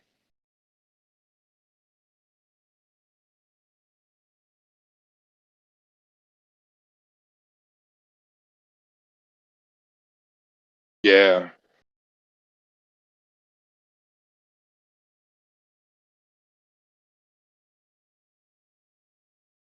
Yeah, yeah, we do. Yeah, like just the way he so politely shit talks Louis. Like, I love it. I love like he is the villain you love to hate. Like he is an expert at gaslighting. It's phenomenal. Like I mean, I don't condone it. Let's just all the bad shit that all these characters do that we actually like about them. We don't like it actually done to people in real life. Let's just disclaimer that shit right the fuck now. It's strictly appreciation of a character being that good at being horrible. You know that yeah, exactly. It's a you love to hate the character. Like you appreciate what he's been through and feel bad for him, but he's still a motherfucker. Like, dude, the fact I was so hoping that we'd see that scene where fucking he's in the theater, the theater of the vampire, and fucking Louis getting dragged off. Just that scowl and just that smile, like, bitch. Like, Claudia was so tragic, though.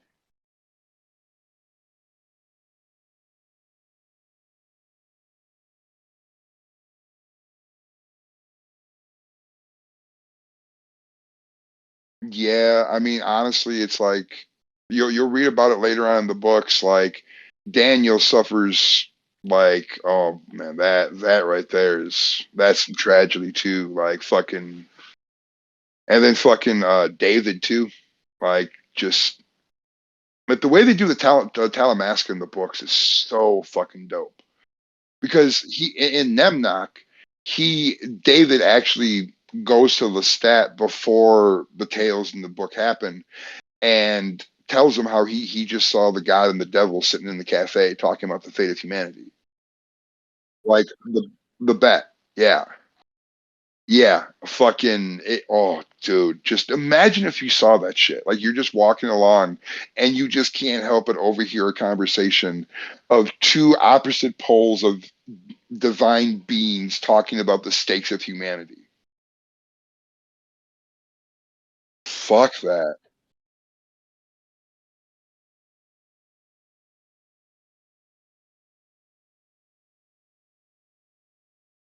Oh yes. Dude, that's a fantastic one. I love her approach to magic.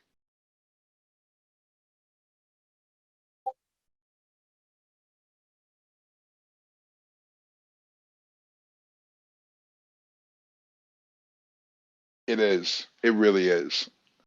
And as someone that practices, it kind of has more of a realistic ritual feeling about it, and I dig it. I really dig it. Yeah, ag- agreed. Why are you hating on Insidious? I bet you because you got jump scared too much, didn't you? I like Insidious. Like I, that's what I loved about it. It brought back the old feelings I had when I first watched like The Ring and shit.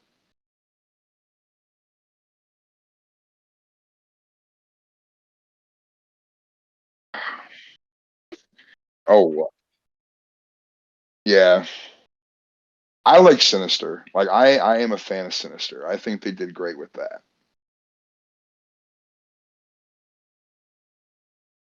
Yeah. The second one could have done, yeah, yeah, yeah, yeah. We'll chalk that up as our Halloween three. Um, but that first one was dope. I can see why people didn't like this. Like, you just didn't like it. What was your what's your beef with Insidious, bro? Where's the beef coming from, bro? It was an original story. It's not the best, but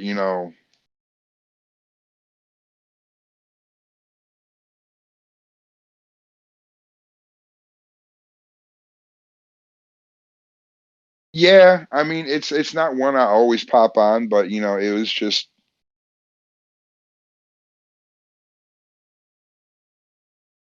yeah, yeah. The Darth Maul thing was kind of fucked up. But it's like it's hard to get like original characters. Like I know they could have tried harder, but like he did have the Freddy glove too, and that was, but like past that, like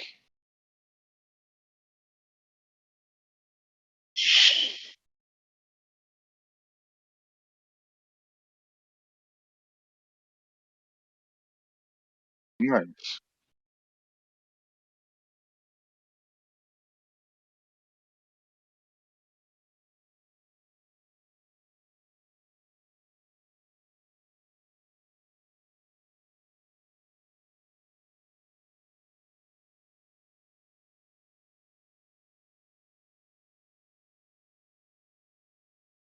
Something like that. Let me look right quick.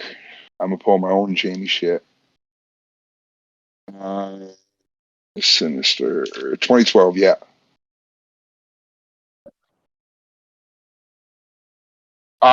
Yeah. Another good fucking horror movie is The Community. That's based off of Jonestown.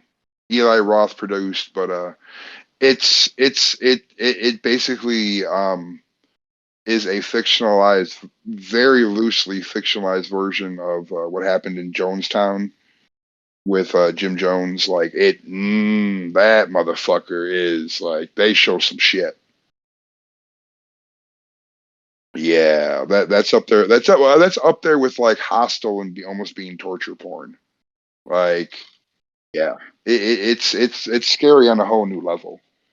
But like when like I don't know, like Insidious for me, it's good because it's bad. Like I like it. I give it its props because it's original. Like someone they actually tried. They didn't land hard, but they at least get an A for effort. It's not a reboot. It's not a remake. It's not this bullshit fucking Conjuring shit. Because the fuck the Conjuring series and fuck the Warrens. Like fuck Hereditary. Fuck her, dude. If I want to see Hereditary, I'll put on Lords of Salem. So, Rob Zombie is a movie he did. It's basically what got ripped off and turned into Hereditary.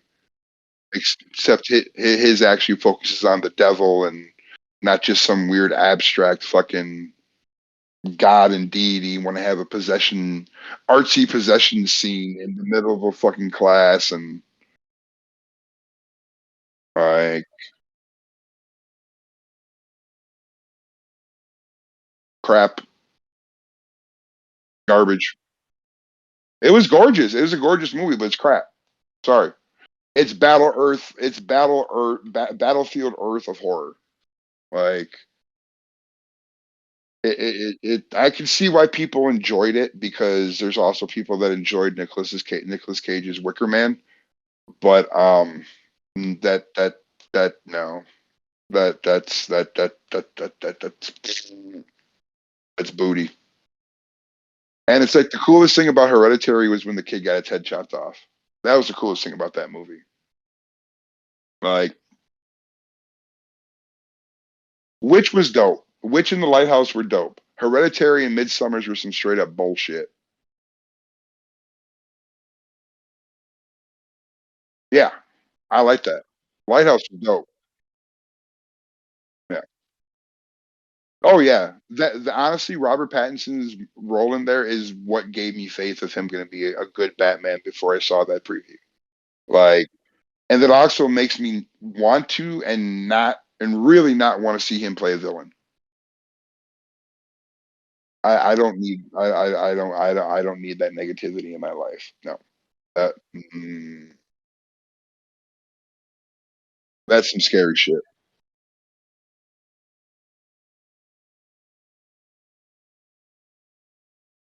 hmm The cinematography is brilliant.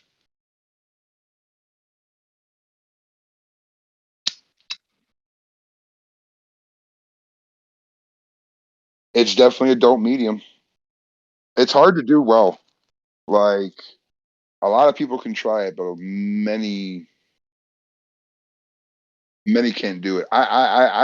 Dude, like the Conjurings were like after the ending of the first Conjuring movie, I could no longer. I only went because people wanted to go, and I got a free ticket. Like I'm when fucking all of a sudden this bitch got magic fucking super mutant powers. This is your daughter.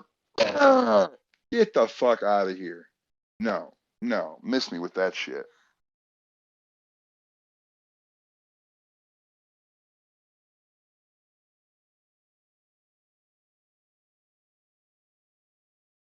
Like, and going with creativity in a world, you have access to a supposed haunted museum. We get a Raggedy Ann ass doll that's a straight rip off of Chucky, and bitch, you can never be Robert the Doll looking ass motherfuckers. And a nun. Like, I'm sorry, we have a haunted museum and we get a nun in a painting and a doll. The fuck? Like, mm-mm.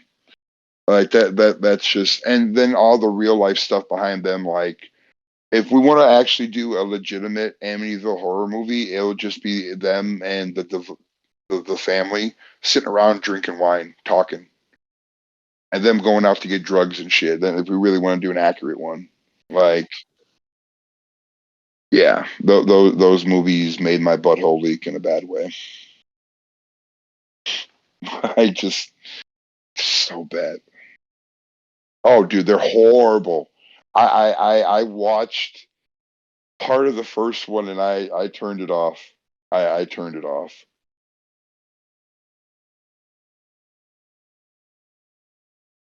Haven't seen that.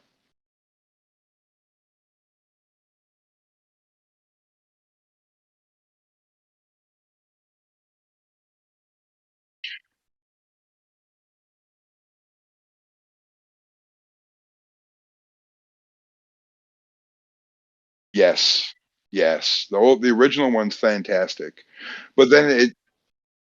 Oh, dude. Like, have you seen I Spit on Your Grave, the original from like the 70s? Because that's one they rebooted. They did a remake of, and it was actually pretty fucking good. It was as equally disturbing.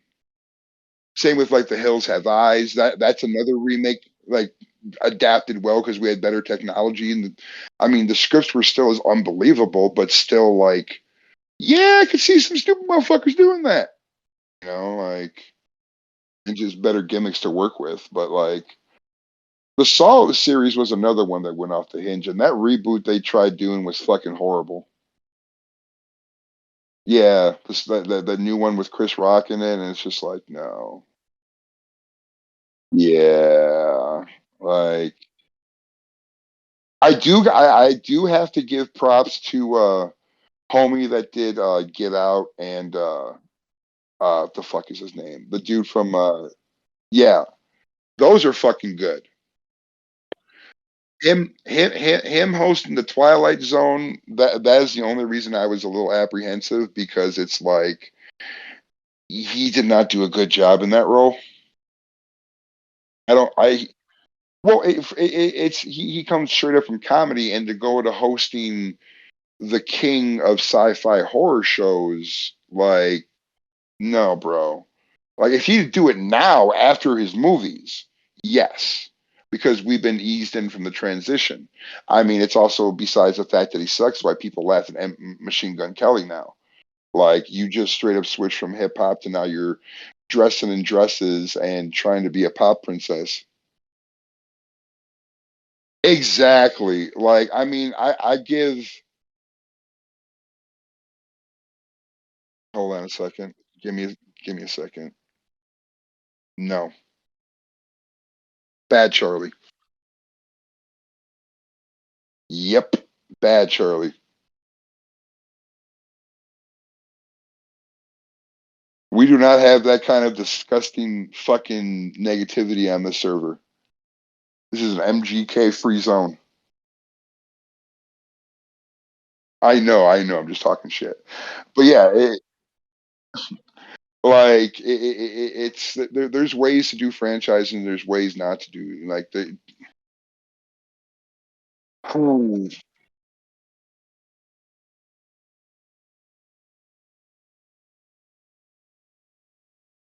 I like I don't mind. I can do the squeamish shit.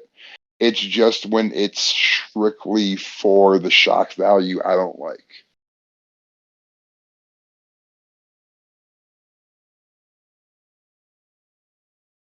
Yeah.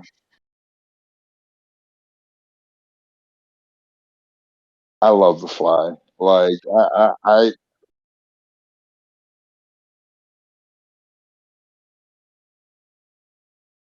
yeah, that's kind of the point.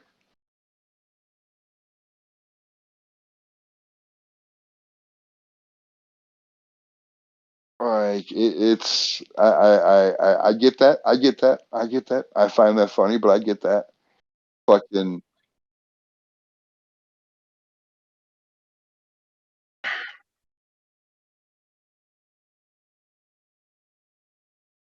oh, that's what I loved about watching the first Hostel. Like, the story was fucked up, but, like, oh my god, that shit you felt every crunch of that shit. Like, every snip snip.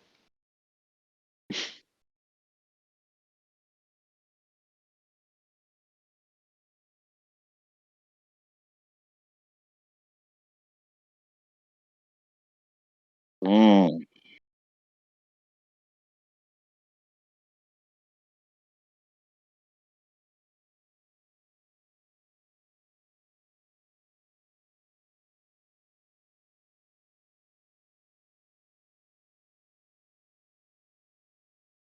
I Yeah, I have pictures of incisions I've been was like having cleaned out that I paused to take a selfie of, where you can see the bones, so that don't phase me. Like I have pictures of cavities inside my body, so it's like yeah, I have selfies of kidney stones.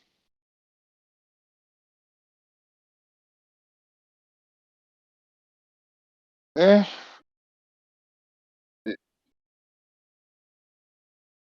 no, not one bit. I actually love it. Like I've got for different uses, different jars of blood and different refrigerators and different samples of meat preserve that have been harvested, and you guys gotta do what you gotta do.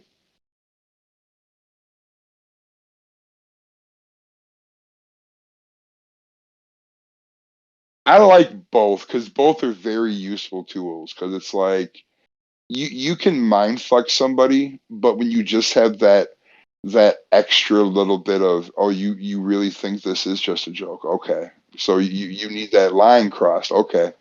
Let me see that middle toe.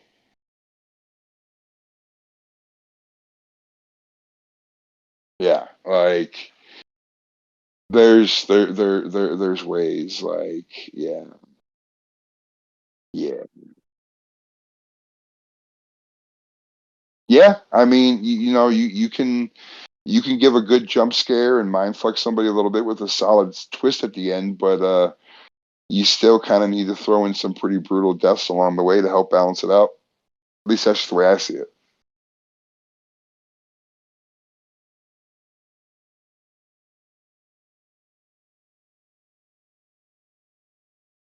Yeah, that's true. I mean, the story varies up, and we all like what we like.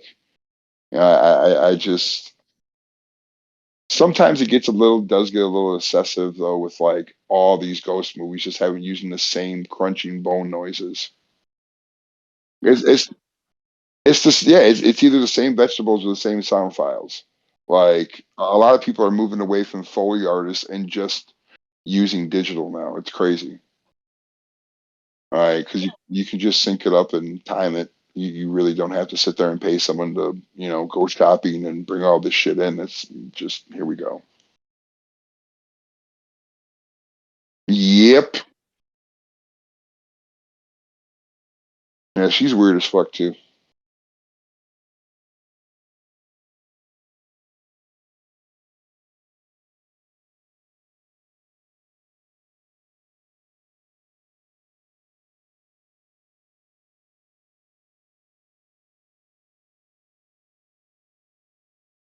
Mm. Yeah, you have friends like me that don't mind getting bloody, and then you have friends like you that are like, it smells funny. Why is it still moving? Kill it again.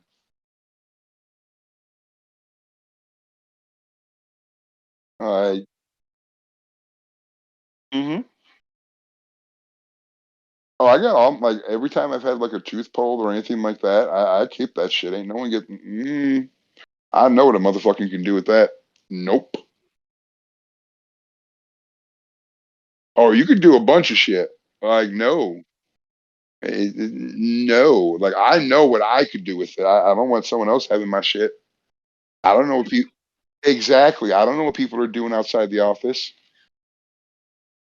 People get bored. I'm like, fuck that.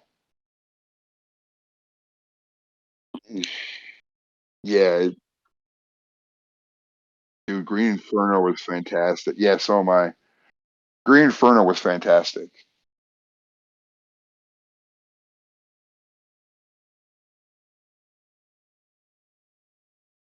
Have you? All right, Green Inferno is definitely probably one you're not going to be able to watch. Um, give it a shot because it's not that bad, but like, yeah.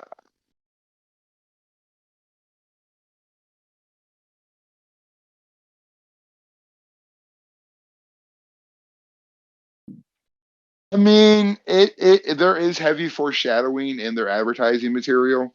I will just say that, but definitely, don't just check it off the list. Yeah, it's worth a watch. There's some decent ones out there. Like I've been fucking around with Shutter here and there, but there's so many that are just, I don't know. We need something. We need a new franchise started. Now that Saw's done, Conjuring's hopefully just whimpered away after that third failed movie. Yeah.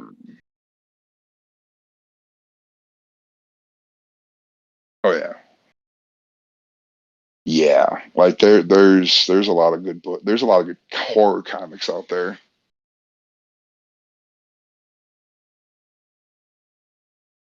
Hell yeah. I want to do more cartoons. I think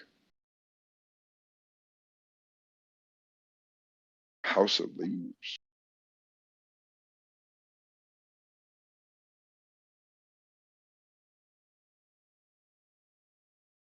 Oh, what the fuck is this? Blah, blah, blah, blah, blah, blah, blah, blah, blah. Is it a difficult read? What the fuck?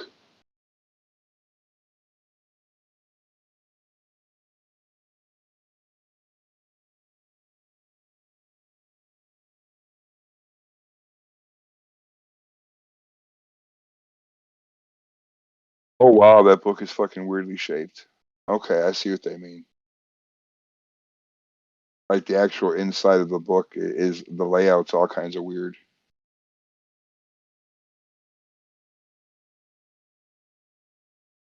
Yeah.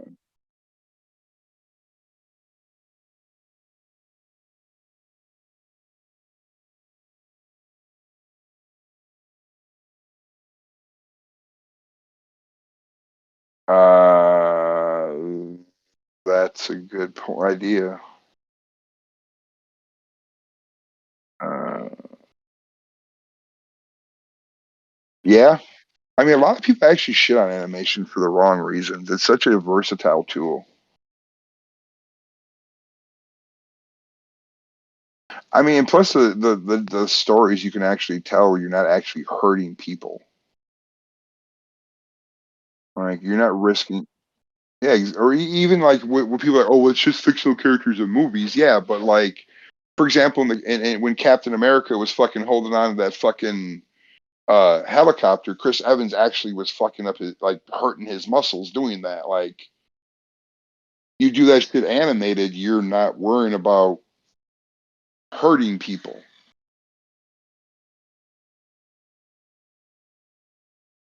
Uh huh.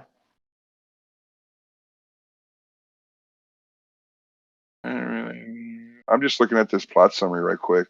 Like I have never heard about this book.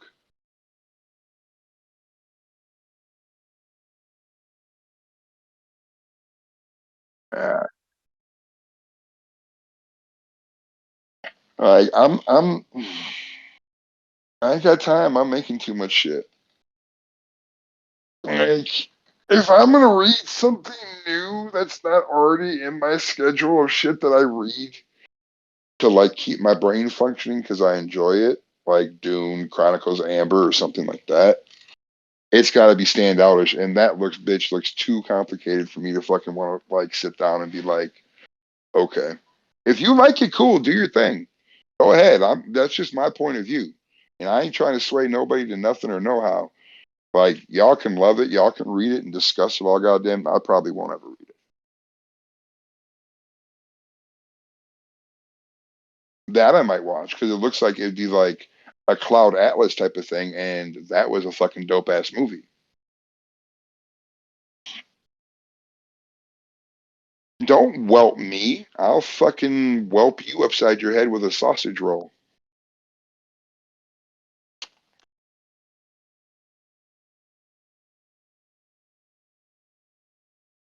Yeah, yeah.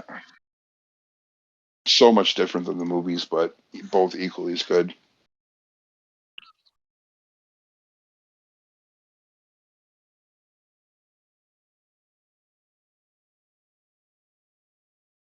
Nice.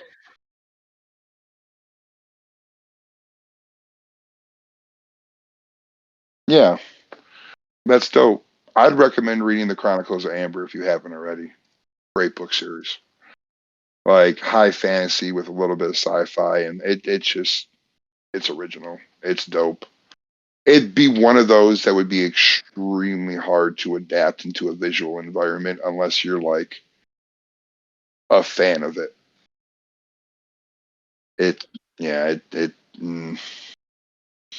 I want to see it, but it'd be hard to do.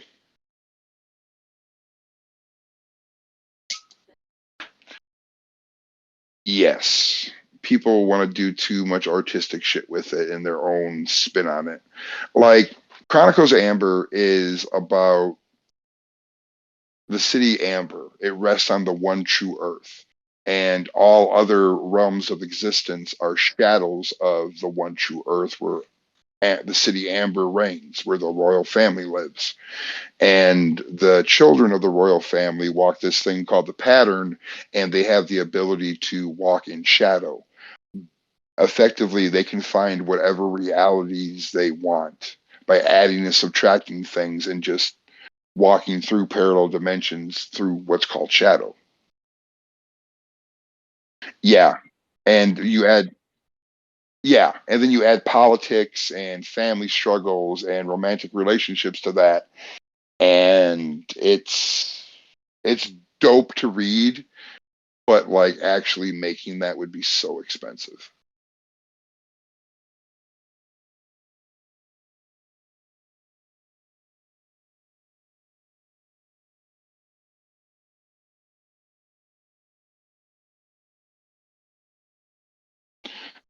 I mean, especially nowadays where you like, for example, Lynch's Dune. Lynch's Dune, like he had with the weirding modules and the guns instead of the weirding way, like they changed a lot of the stuff, but it was close. You know, it's you have a lot of studio interference when it comes to these projects that have to be handled like passion projects. Like you have to realize that you're going into this and that checkbook kind of needs to be blank because you need the best of the best and every detail matters. But then unfortunately, these studios hire people that are ego driven and they want to make their telling of the story of Dune and not tell Dune.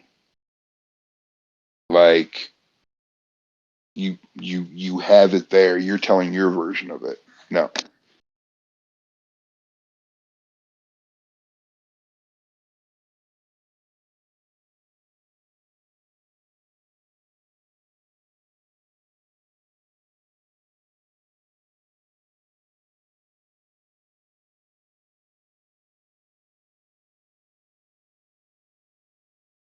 Yeah. Like for The Expanse, it's like why the first season of the show The Expanse did so well is because that was basically the first book. And then when they started changing shit up drastically is when people are like, yeah, yo. just y'all just showed what you could do, but what are you doing? Like what is this?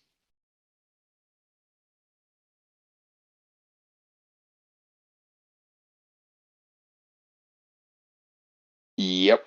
Like it just it loses it becomes that person's version of it. Like Peter Jackson's Lord of the Rings movies are called Peter Jackson's Lord of the Rings because it's his adaptation of the material. He just did a very good job at it. It's not a faithful adaptation of Lord of the Rings at all from the books. Like Aragon, for example, in the books, he's just waiting for the right time to reveal the fact that he's king. In the movies, he's emo warrior. I am escaping my fate. I don't know. I doubt, doubt, doubt. No, that's not fucking Aragon. Aragon is ready to go beat your motherfucking ass carrying around the completed shards of Narsil from the jump.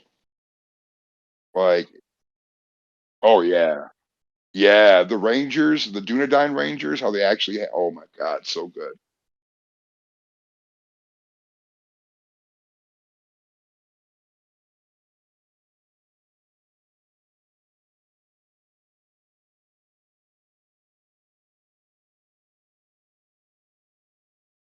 Yeah, it brings you into a world, and in order for other creatives to do that, you have to bow to the source material. And even if you're going to change it up, like for the sake of like budget or adapting to a more streamlined story or whatever, like you still do it in a way that honors the material.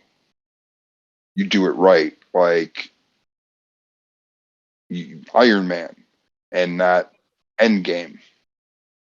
Like there's ways to do it right, and there's ways not to. There's ways to get Empire Strikes Back, and there's ways to get The Last Jedi. Like the good formulas.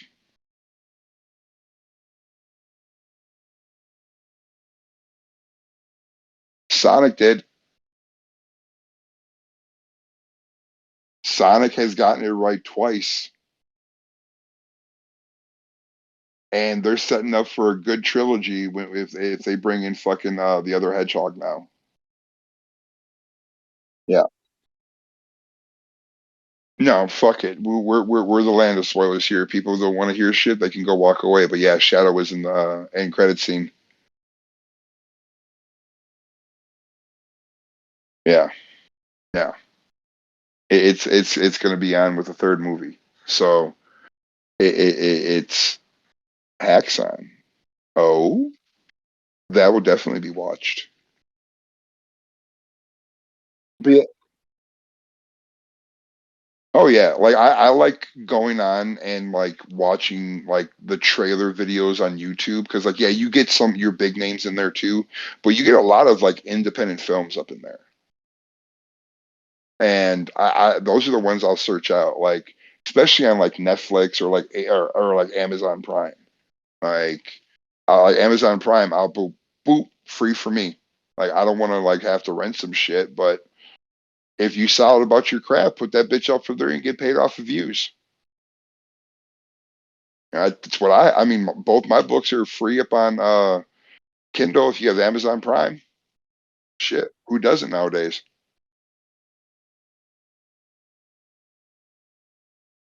Right? Like, what's this? Oh, nice. I would definitely check that out. That was before they even had fucking rating systems. My grandpa used to show me some old fucking movies from back in the day. Like that shit was, they like people were pushing the bounds of fucking quote unquote decency in cinema like way before shit we were doing now. Like they instantly went into the horror realm.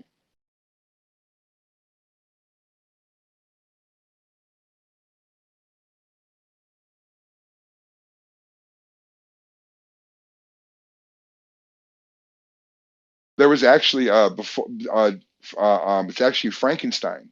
There's yeah, yeah, the stills that from that 1902 silent film that got burned up. I think it's 19. It's like some shit like that. It's like really turn of the century. Like it was the first one, but it got destroyed because it was that night that flammable film. Yeah, like it was like 3 minutes long, like barely a scene, but like still like the footsteps and shit. But yeah, right now Nosferatu is the last surviving fucking original, and that's crazy. You know, people. It's just the lack of fucking like knowledge that comes with people that are like making modern shit that like they get swayed by the paycheck and like really miss out on the integrity of the project.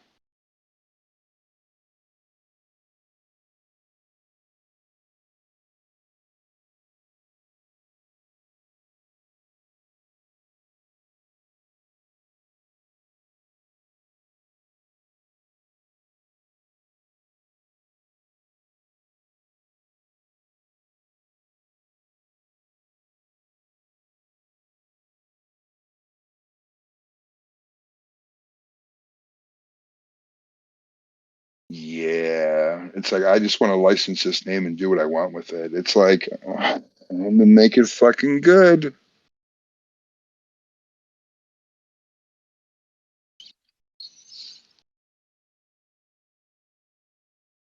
Oh yeah, I mean, dude, I fucking did with my first book.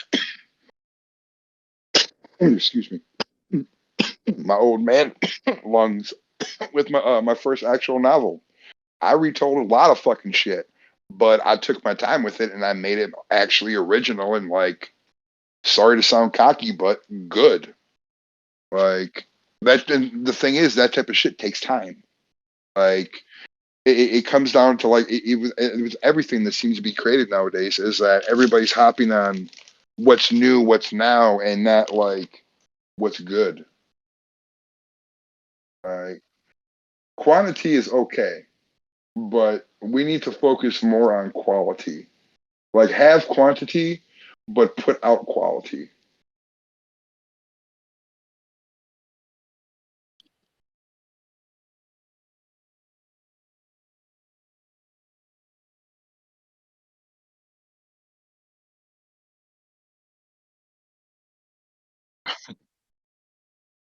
That's a great way of fucking putting it, actually.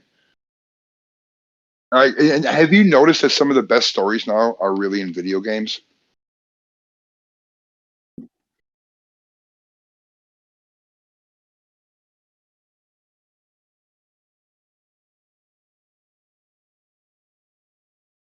Oh, the storyteller games. Oh, too soon. Too soon, bro. Oh my God, yes. Clementine, that motherfucking gangster. Lee broke my heart. Like, for those who don't know what we're talking about, we are talking about the Telltale games that came out for The Walking Dead. They also did a werewolf series too, and they make the latest episodes of The Walking Dead look like garbage. They're so good. They're so fucking. The heartstrings will be pulled. Yes, like that. Like the heartstring emotions is up there with like The Last of Us. That first part of The Last of Us with his. Oh my God, his daughter. Like it's that's another series that it's like that they fucked up there in my opinion with the second one.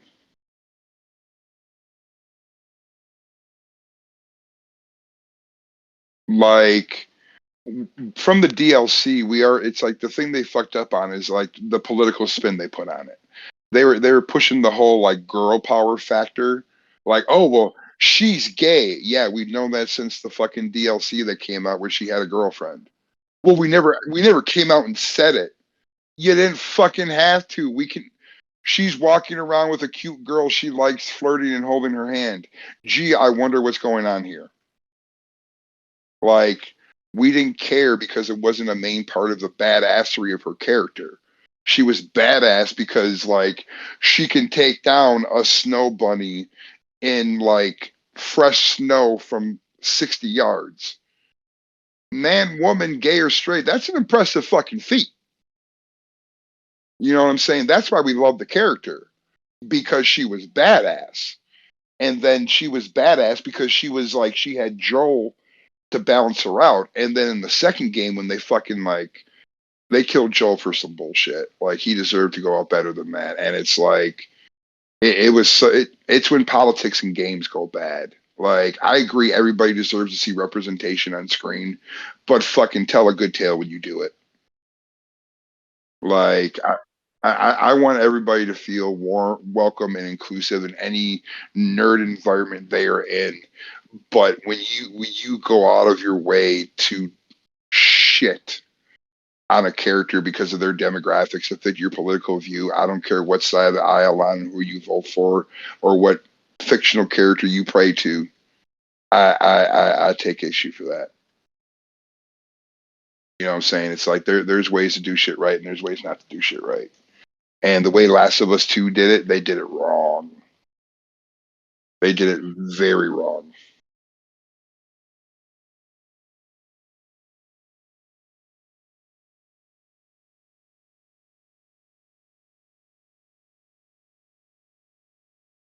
No.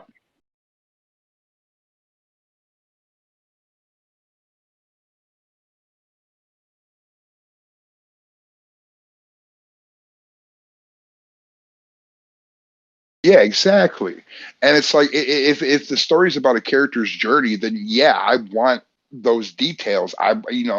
Give me that lens, that point of view. That's what the story's about. Otherwise, people need to take fucking lessons from a show on Netflix called Second Life. They have a transgender character in a major fucking role, even goes through a romantic arc, and it's not focused at, oh, it's a transgender person. It's this person and basically lost in space, falling in love with her fucking crewmate and having to deal with that shit. Like it's good. It just happens to be a transgender person. Oh no, stop the police. But there's no agenda behind it. It's just like kind of that whole like, yeah, you see, they're just like us. Like, yes, let everybody get married so everybody can be equally miserable. Right? I mean, if you want, like, that's just how I see it. Like, you really want to go, you have you? It's like when the gay marriage thing was going on. My friends David and Brian were talking about it. And it's like, have you read what actual marriage is, and you really want to do this? Well, it's about love. But Brian, we always crack me up. He's like, it's about love. It's like, no, son, go read that contract. Go read the fine print of what you're getting into. You sure you want that? Go ahead. Mm-mm. I ain't gonna stop you and use some bullshit ideology to say it's just simply for this institution when it's not. It's become a legal fucking thing. Like there's industries dedicated to marriage. Go read up on that before you think you want it so bad.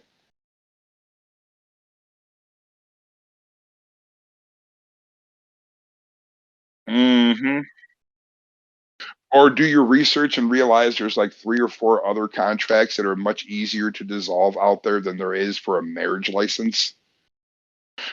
Like no, no, no.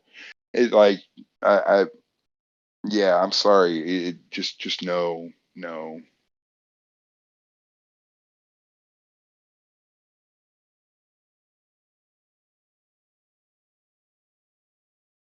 hmm hmm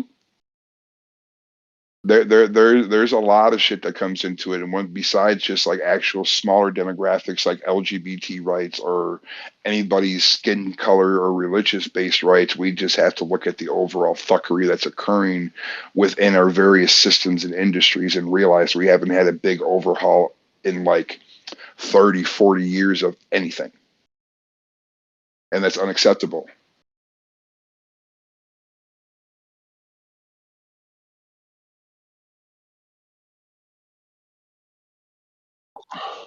And I'm not talking about sitting there pointing fingers. I'm talking about that, like, okay, We have this is broken, this is barely working, this is this. Okay, let's sit down and look at a logical way of how we can remove some gears and what new gears we can put into place. Because it's like, it's technically.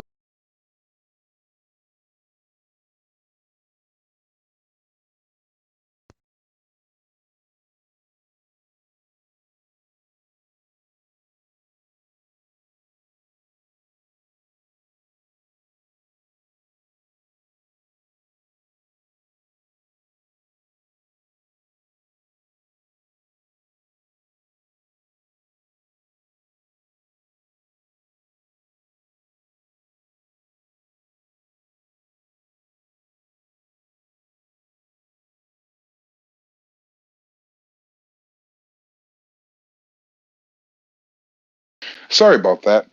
Um, I had a text come in that I thought I had my shit on Do Not Disturb and it bumped me the fuck off.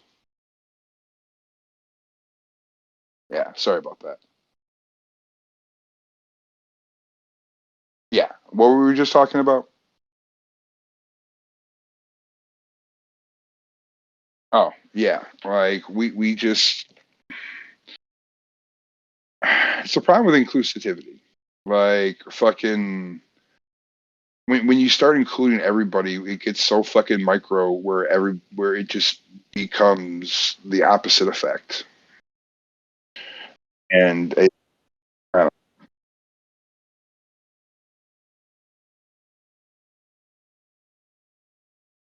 I agree. We need to celebrate our differences as much as we are the same.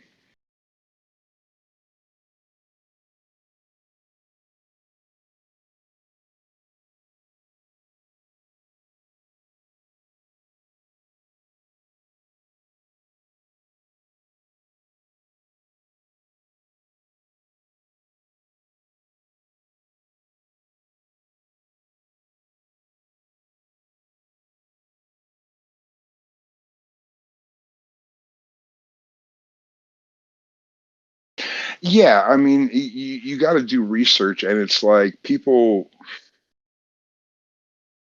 need to be able to tell the stories that they want to be able to tell. That needs to happen. And yes, if you are not of a specific demographic and you want to tell a story involving that, it pays to do research. It really does. But y- the use that the use of like the past that people want to fucking throw on this shit, and that's coming as a big issue. Like people are weaponizing the past and weaponizing history and using and looking at like old shit through a modern lens. Even when it comes to storytelling and like adaptions and like shit like that. And it's getting a little old. Like I don't mind a good political thriller or addressing a hot button issue, but when I'm seeing it in everything, it's not becoming an issue where it just needs to be constantly told. It becomes a straight up oversaturation for me. Like I get your point. We hear you. We the attention's been there. What's your solution? But people tend not to have a solution. They just want to complain.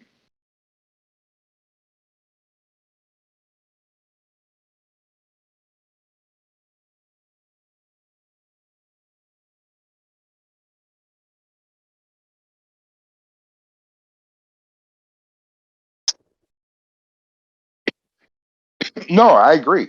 Like it's hard nowadays for people to actually be real and not in the fucking colloquial I want to be cool and trendy real.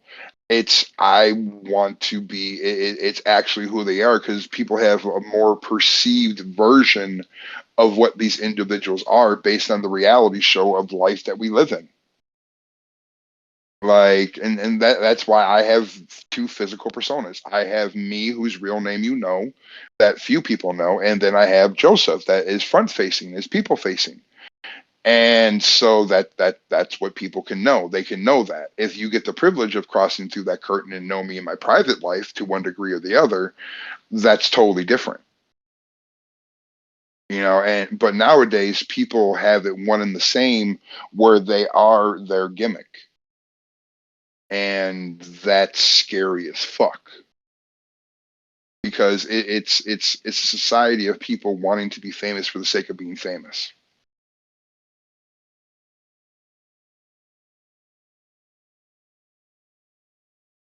Oh, dude, like that. When I started on my path with my mentor, I got discouraged. Like, you sure you want to do this? Like, this, that, and the third. And it's like, yeah, I'm stupid.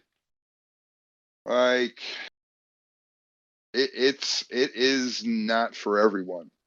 Like, uh, it's not for everyone. I will say that, regardless of how talented or skilled or whatever you are. Um, this life is not for everyone, and it's hard nowadays to balance that shit because people want people to always be on.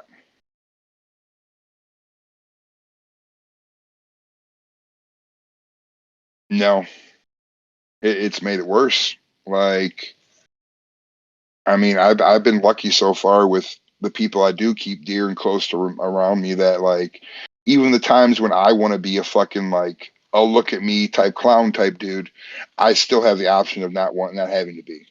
You know what I mean? It's not always expected to be on. But there's a lot of people out there that they don't have that, and they're burning bright. They're out there, getting their quick, easy, low fucking money focused on one specific platform.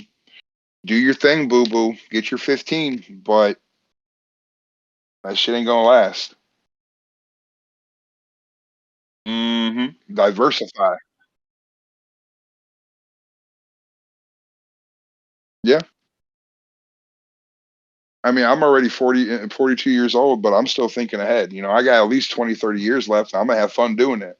So it's like, anytime I hear about a project, I'm like, yes. It wasn't even an offer, but I'm still gonna say yes. What's good? Holler at me. Like, let's fucking do this. Let's have some fun. Because there's a lot of that missing nowadays, where a lot of people are just like, they're trying to do shit to get them shits out there, and it's like, it's losing its fake fun. Like, it's that fake smile again, where it's like, I'm just smiling to get your attention, so you'll buy gifts and buy this and buy my merch. It's like, no, no, no. Mm. It's a great medium to connect with some individuals on and actually push your shit. But when you sit back and look at the people that are just famous for being famous, and like, I do your thing. If that's your hustle, that's your hustle. Do you?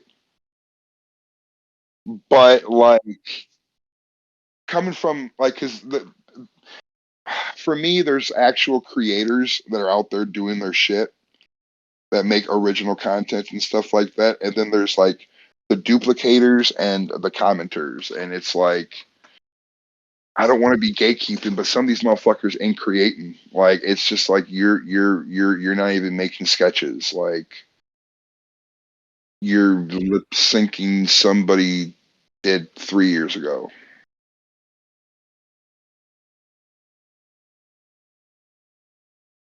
Like, originality, please.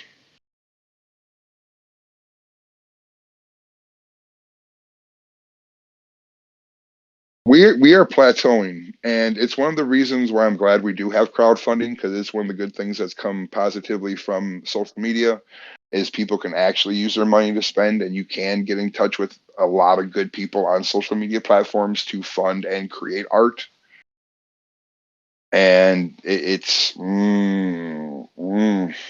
there's some shit that should not be getting fucking funded, that is coming out there.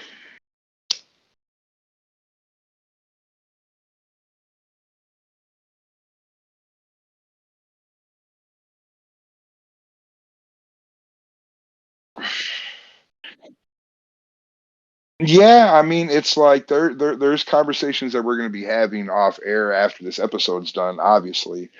But like just looking at the overall scheme of things, it's like there's a lot more isolated ice like bubbles, and everybody like puts out a thing, but still removes like the humility from themselves if you don't like address them in a certain way or a certain level of respect. Like I have a blue check mark. I'm verified. How many followers do you have? It's like, mm-hmm,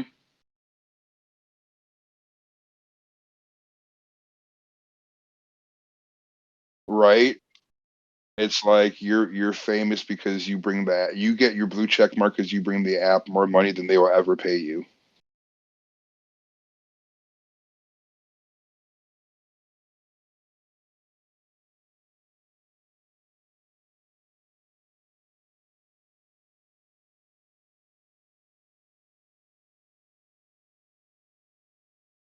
Yep.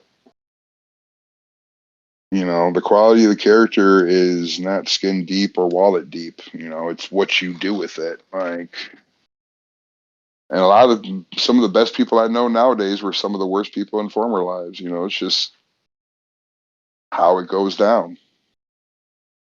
You know, it's life is interesting. Life is full of ups and downs, and people don't realize that. And that's what comes with looking at the past with a modern lens, is that people are not prepared to realize the truth of their quote unquote heroes. And so with the internet supposedly nowadays being permanent, like people are just trying to portray this Hollywood up perceived image, and it's horrible. Or they try being the bad guy. Like there's some people out there like people are just trying to be like, we're petty, we're this, and it's just like some folks just they just personify keyboard warriors, and it's like I, I miss the days when you could have a duo. Like we need to bring that back. It's like you're quick with the words, but can you back that shit up? I can. My old ass can. Like, oh my god. Because sometimes you just, yeah, I'm done with my words. I'm gonna slap the dog shit out of you.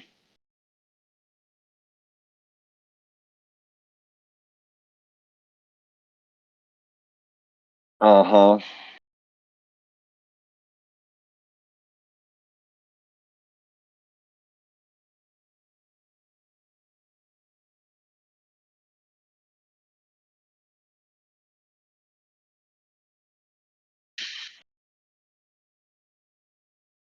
Yeah. Yeah. It's who's quickest, who's fastest, not who's correct. It, it's fucked up. Like Johnny Depp's a prime example. Like he has come out and said that he will never go back to working with Disney and Pirates of the Caribbean ever again. Like after all the shit that came out about what Disney monitoring him and shit, and like basically ghostlighting him, it's like, yo, like that's what cracks me up about Disney. It's like everyone will shit on every other company but Disney and Apple. Like the kings of the sweatshops. But like, oh, did you hear Disney's about to get a dose of reality? They're going to be losing. They're losing their special tax status in 2023. Oh yeah. Oh yeah. Reality's about to slap a big ass fucking hand across the face of Nazi Kingdom. I know, right? Well, it's because of that. It's because people don't know how to read the "Don't Say Gay" bill, and they let their own ideology and bigotry come into it. Because it's like it's not about don't saying gay. It's about we're not talking about any form of sexuality. Well, what about straight people? Yeah, that's a sexuality. Nobody gets to talk about it. Like, mm, Honey, I've been being confronted lately with people telling me that my sexuality no longer exists. I'm bi.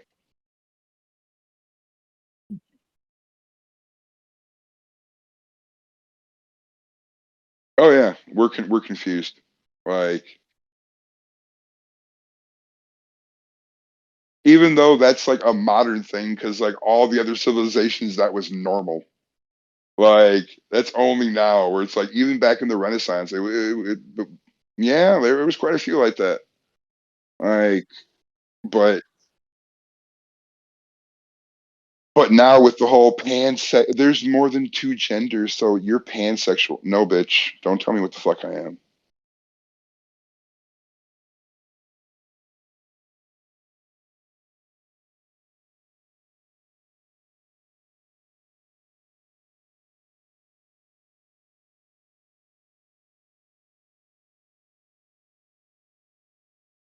Mm,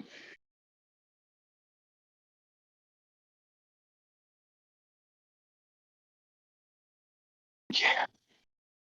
When I started hearing that the terms cross-dresser, transvestite, and all that became like bad words, excuse me,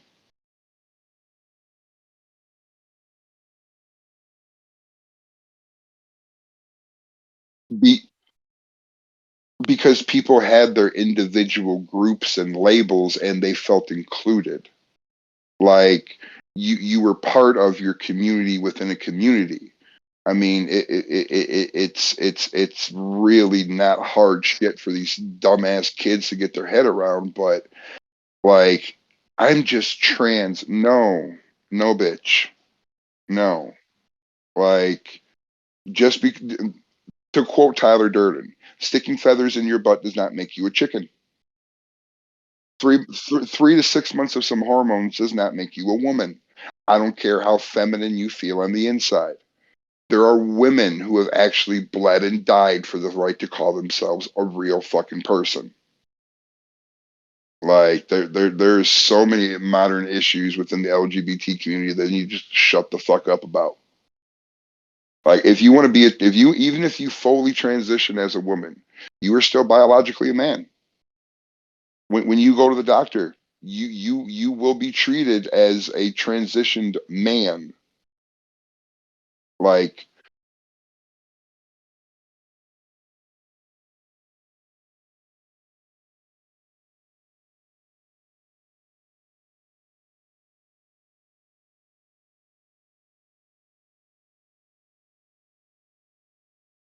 uh-huh. Like, if they're actually like if they're really going through the process, it is terrifying. It is designed to be terrifying because it is not for everybody. There's a reason it's supposed to take as long as it does to make sure it is not a form of mental illness, to make sure your body can survive and take the trauma that is going to occur to it. And same with your mental facilities. Like,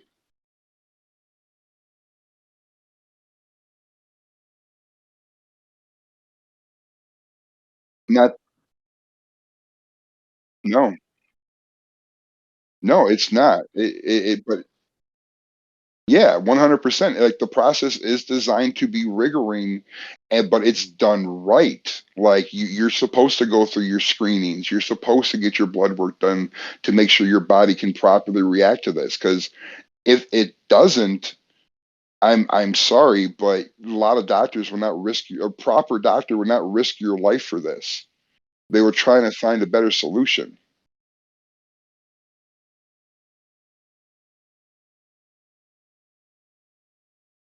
Yeah.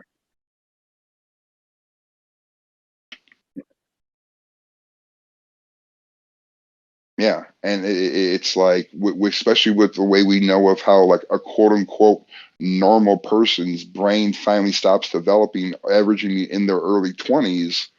Like, from what science, it probably might find more exact numbers later on in life and varied shit. It's like, I'm sorry, I know it's a button issue, but like with the whole transitioning teens, we need to stop this shit. We need to stop hormone blockers for children. Like, that is a personal choice they have to make when they are older. Let them be informed. Let them be educated. Let their bodies finish physically developing before you want to actually change shit. Like the actual science out there and life experiences, especially coming from somebody that knows many a person that has fully transitioned, and then some have enjoyed it, some have regretted it.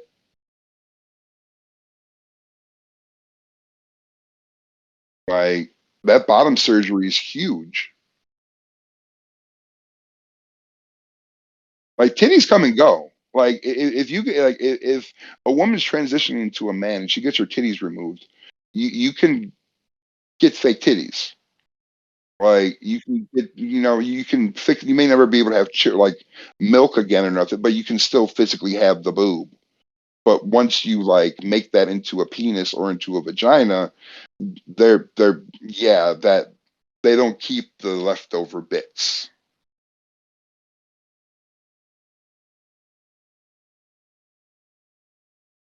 Hmm.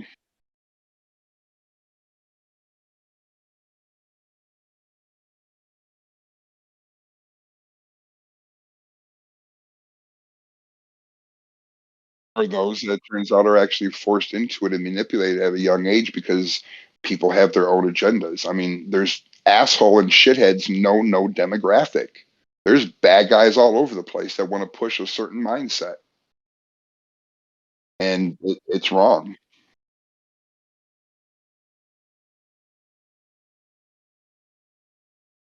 Yeah.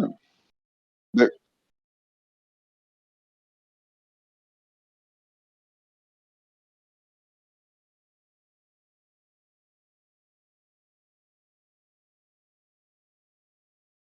no, I feel you. Like it's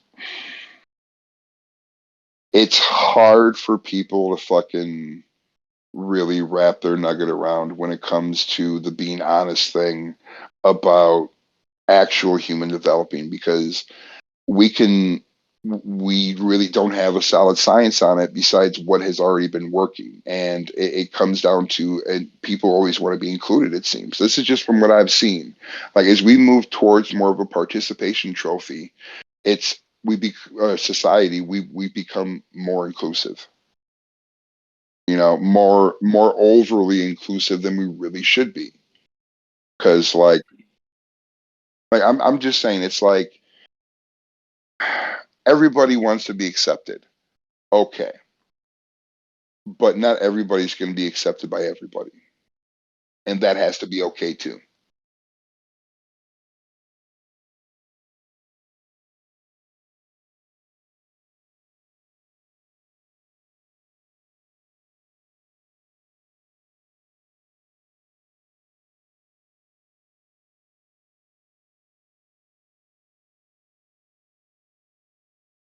Oh yeah, I mean, there's all. No, it's okay. Go ahead, go ahead, go ahead, go ahead. I was just agreeing with you.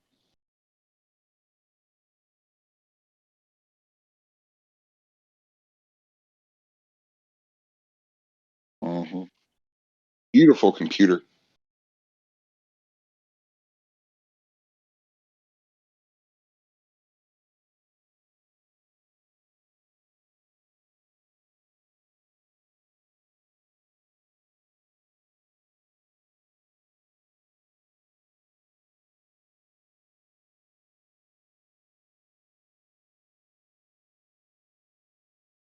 Yeah. Oh yeah, but we also have to realize that like at this, where we do have knowledge, and there are people that actually are born wrong. Like it's the body's fucked up with the mind. That there are people out there that are just saying they're trans because they want to fit in. Like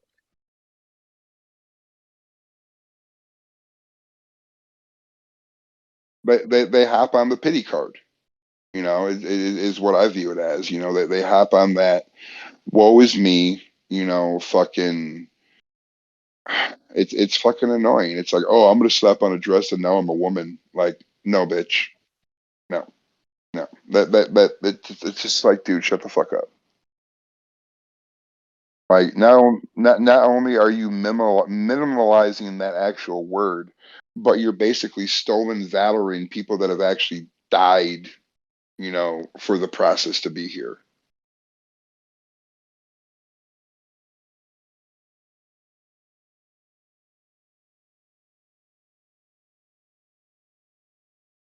Oh yeah.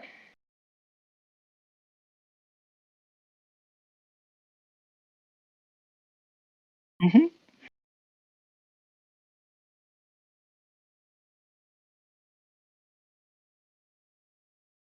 Oh yeah. Like there's a ton, especially with victim culture being so profitable nowadays. And that's why it's like anytime I hear people like, "Oh, well, I'm being discriminated against." Where? Tell me details. Point me at it. Like, how can we actually end it? Or did someone just offend your ideology and you don't like it?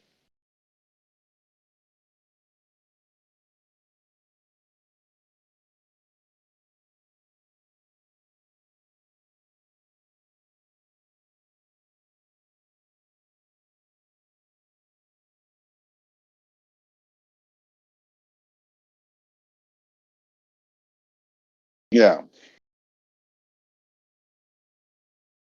because right now the way like a lot of like the Olympics and shit like that is written, I just have to take hormones for 6 months and I can call myself a woman and go compete in the women's tournaments. No, I'm 6'10", about 375 pounds right now, out of shape. If I became muscle, but by records of anything, I am destroying. That's not fair.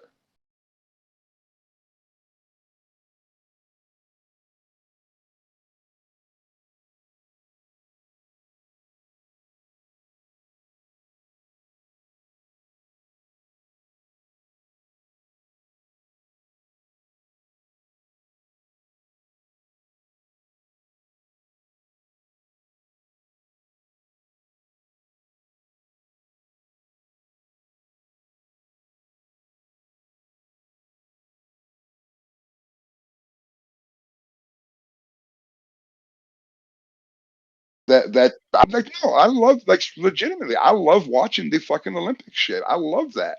Give me I'll watch the Special Olympics too. Like, it's cool, but it's like, especially when you see things like that, the transgender fighter in the UFC, and she nearly killed the woman. Like, she nearly killed her. That Phoenix Fox shit. Like, sorry, that no, that's not cool. Like, I want people to be happy and welcome and warm and everything, but they're physical fucking realities. Like, not all men are man. It's just biology's a bitch.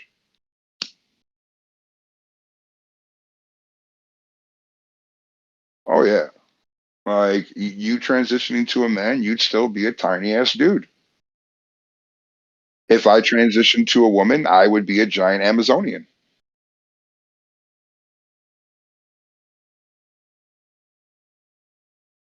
Yeah. Oh yeah, that's always going to change. People just need to be more informed on everything. It seems like actual information, and people need to say, "I believe," or "in my opinion," or "in this theory." Actually start with that and not just start spitting as fact.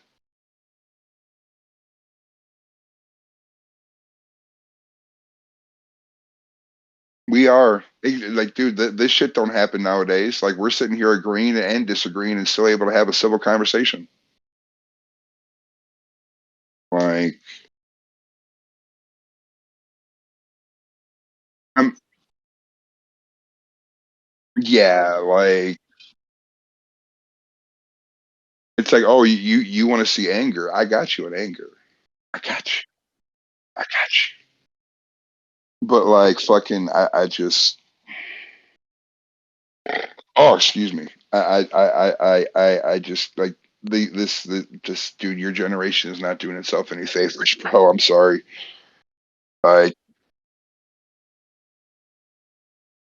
Well, they are in some areas, but like y'all were born in the era of the Library of Alexandria.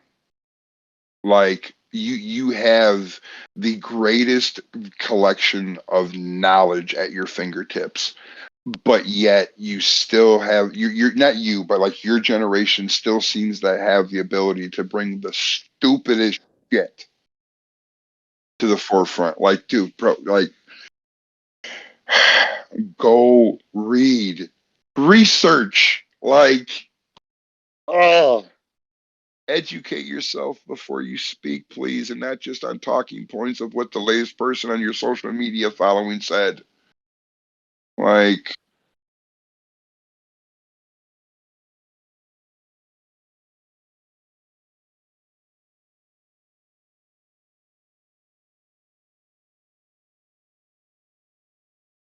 the algorithm.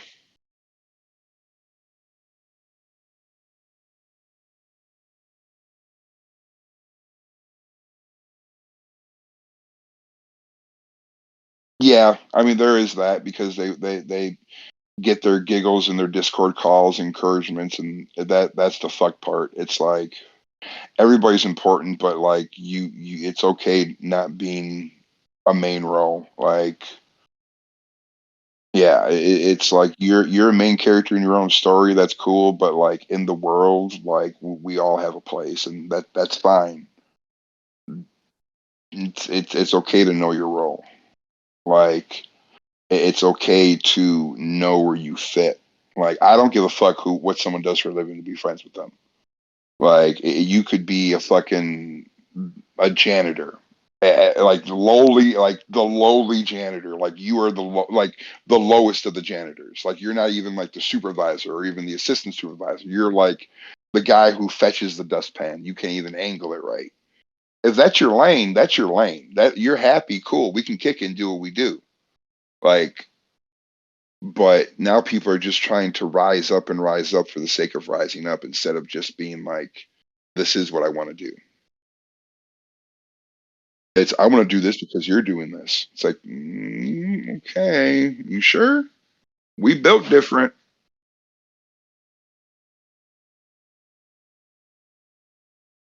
Like, well, we gotta have more people like us, like actually speaking out and doing, because it's like that it needs to happen. Because it's like we don't have to agree on everything, but if we can agree on some basic ways to treat motherfuckers, like have a conversation, be a little emotional, put your feelings and your actual facts behind it, and like come out better people, and then keep moving forward towards realistic goals. And it's like so much has to change. Like the media's got to change too.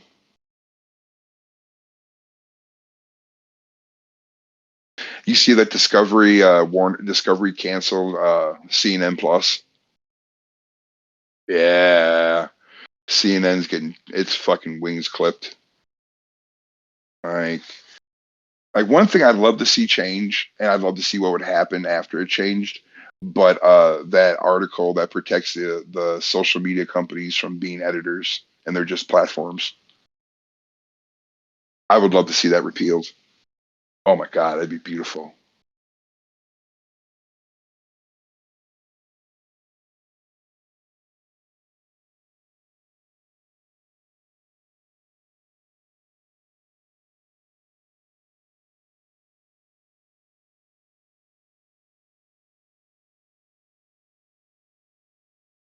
Well, that they're just making it more visible because a lot of people have actually been paying attention to different people doing these podcasts. Like I may not always agree with what Joe Rogan has to say on many different subjects, but I love the conversations he initiates and the guests he brings on to hear from like their point of view of what happened on different subjects.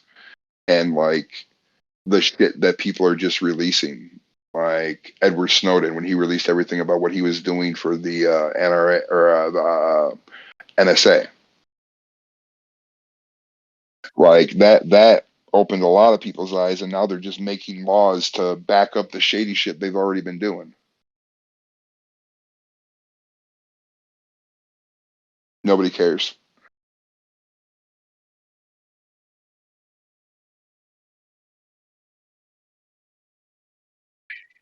Yeah, that there's actual that the government came out and declassified files stating that all this actually happened. Project Blue Book was real. The Phoenix Lights are what people think they are, like everything, and fucking nobody cares. They're all distracted by their fucking phones in their hands, and or even better, that all this shit that's been coming off that Alex Jones has been saying for years is real. Like, but yet he's still a fucking controversial figure. Or that fucking the 45th president of the United States. Forget that it's Trump. The 45th president of the United States did an episode of a podcast, and within an hour of it being published and the live being done, it was removed by YouTube. The president, yeah, it was Trump, obviously, but the president, that office says it all. You know what I'm saying? That's like, no, it's time for that to get fucking repealed. That is crossing the line. Like, for me, it was crossing the line when Twitter made transgender people a protected class. Oh yeah. Oh yeah. Oh yeah. And then Facebook filed suit. And with Facebook technically being a bank, that made it federal policy. Yeah. Yeah. Yeah. These companies are doing a lot of major shit and people not really realizing what's going on behind it. And I agree that if I'm going to talk shit to somebody, either they pissed me off first and I'm just going to go ham on them because they show they don't deserve an iota of civility, let alone my respect. But if you're just hating somebody because they're different, that ain't fucking cool. Like, I'll talk shit to you all goddamn day long off the fucking server. But that's because you can do the exact same thing back, and I know you're going to make me giggle while you do it. But people out there that just want to try and go out there and just utterly hurt people and be, oh, well, I'm just roasting them. No, you're not. They did not ask for that, nor do they outright deserve it just because they live a different lifestyle than you. No. Now, if you're sitting there talking about some shit and someone wants to be a heckler, well, you done fucked up. That's when it's like you should have learned to shut the fuck up because now it's open season on your ass. You know, but like if it's just outright hate, it's fucking stupid. Plain simple. And the hateful shit that's being allowed to be carried out for the sake of progressiveness is disgusting. And it makes no sense.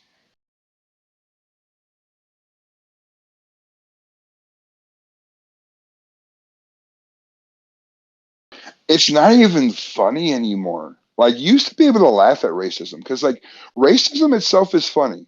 Like, I hate you because you have less or more melanin in your skin than I do. You're colored a different crayon. That shit's fucking hilarious. Like, it's so petty and fucking stupid. But like now it's become policy that it's okay again. It's like no, no.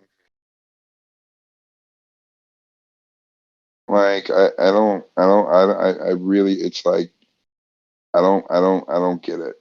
I don't I don't get why people would want to think that shit's okay. Because I was raised that if somebody says some shit in a serious manner and you can replace the target of their hate with any other demographic, that shit ain't cool. And you can always do that. You know what I'm saying? So like hate someone for their character, for who they are. Like, I don't hate all Russians. I'd kick the dog shit out of Putin. I don't hate all Russians.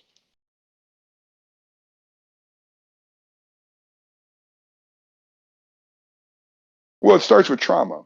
I mean, it starts with a very, very young person having a negative experience happen to them, and then somebody that's stupid and listens to some bullshit before them teaches them some bullshit in a way to channel their hate into some very heinous, horrible shit, and the bigotry continues.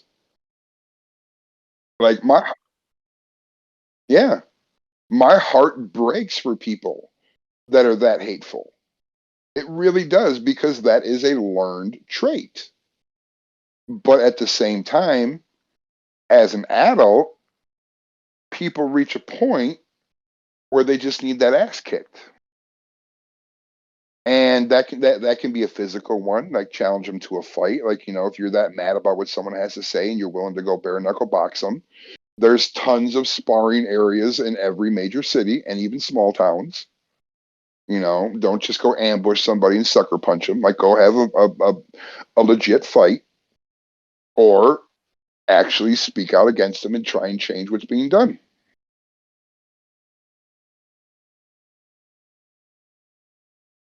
Oh yeah.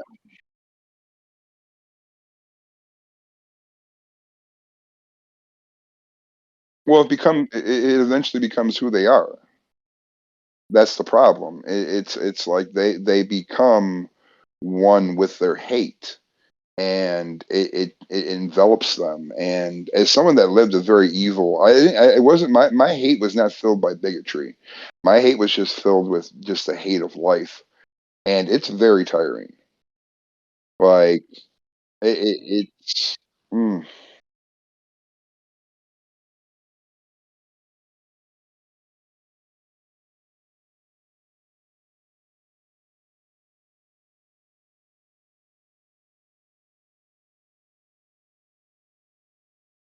no. No, it doesn't. I mean, your brain will have memories of like some good instances where it balanced out properly, where the anger was justified in the very rare occurrences, and those do feel good because it is good anger. But yeah, no, no, it mm-mm. As much as I may have enjoyed it at the time, no, because I won't deny it. I won't deny it. There were some times when I was a pain in the ass. I really had fun. And I can admit it, because it is what it is. But like, it doesn't mean it's a good thing.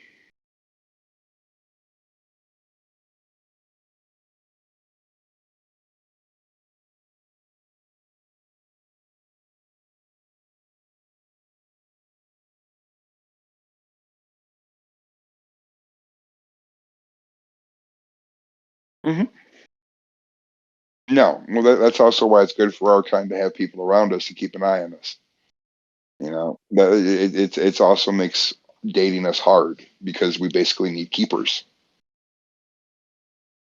I mean, people, everybody's like, it's like the same thing where it's like everybody wants to date an artist or musician until they actually do. Like, usually, if they are, they usually put their stuff to the side so they can, like, one of the two happens. Like, if two artists date each other, like one steps back to be like the minder almost. Otherwise, I don't see. Otherwise, it doesn't work. Like, it's just how our brains are. It's like, well, I need to support her, or she's supporting me, and I don't know. That's just how I see it. That too.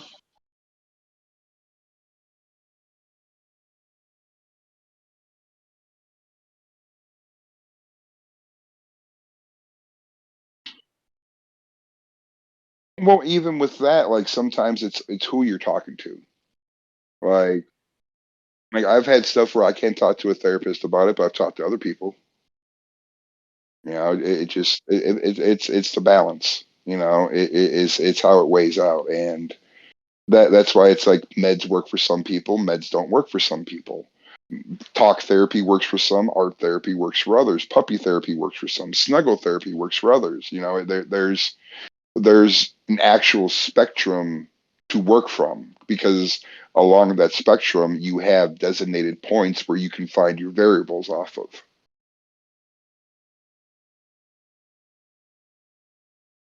Hmm. Your math ha- yep, your math has to line up.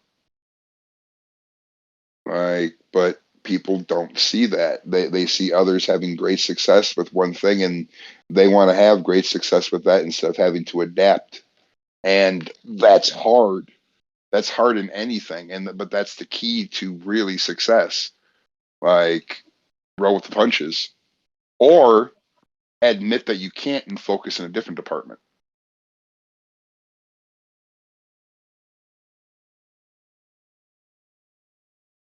Yeah, exactly. Like walk away if you have to, but fucking don't be afraid to walk away and say why. Like, don't be afraid to communicate shit.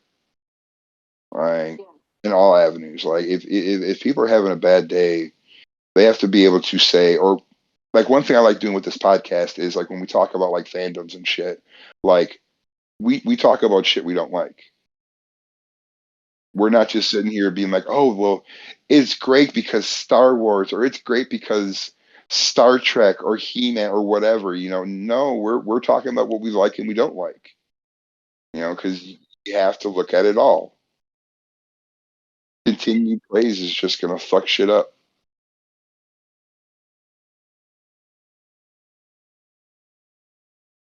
They must be critical.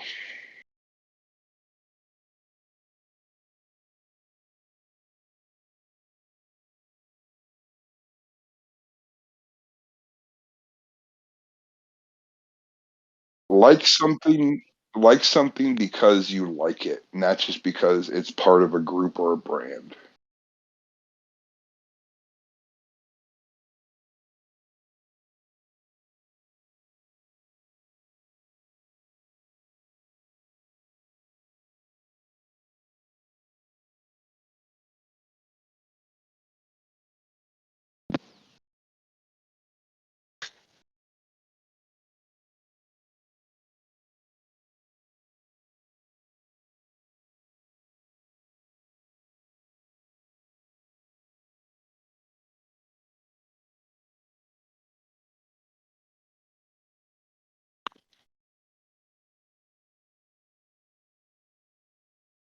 Hello? Okay, you can hear me again. Sorry about that. I have it on Do Not Disturb, so it should have just sent all my calls to voicemail, but for some reason this one kept on coming through. Yeah.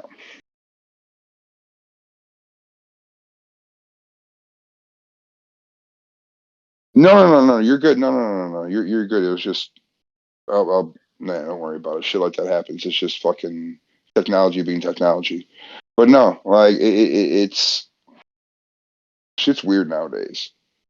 Like seeing as the technology and the generations have shifted, shit is very, very, very fucking weird nowadays. Like everybody's walking on eggshells. No one wants to actually speak up and communicate because once they do, they're told they're not this or they're not that or that they're gatekeeping or gaslighting when it's like no, this is just my opinion.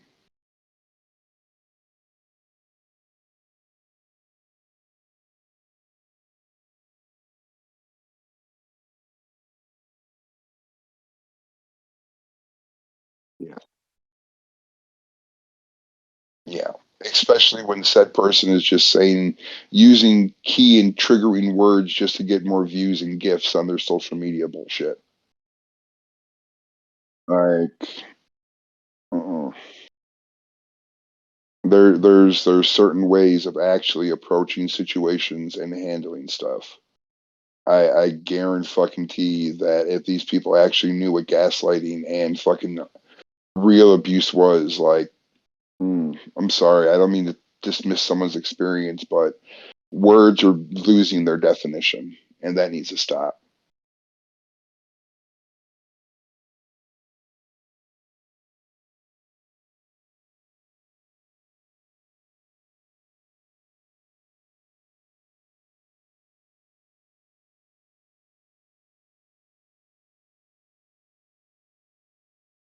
It's like just calling somebody a racist because you disagree with them.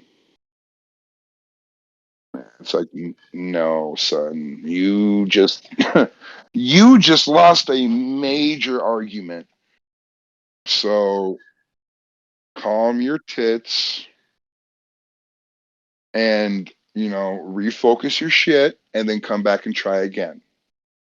Or the fuck or like the new tactic where people like repeat what you said but laugh. It's like what's funny? We're telling jokes now? Okay. Where shall we begin? Like, just I really hope that things can change soon, but the likelihood of that actually happening in a way that will not be detrimental to fucking actual society as we know it overall is going to be crazy. All right,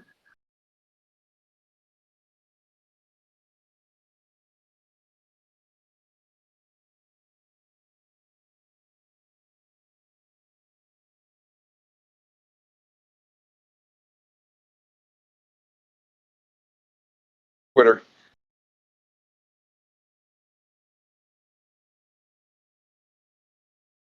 Twitter's making certain people protected classes by censoring speech that states facts. Like there's certain biological facts about transgender people that hurts people's feelings because they want to feel a certain way exclusively. I'm sorry that it hurts your feelings, but if you don't like it, well then you can block that person. You don't need a platform to come in here and police other people's speeches that you don't like.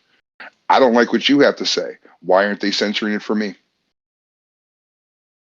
Like,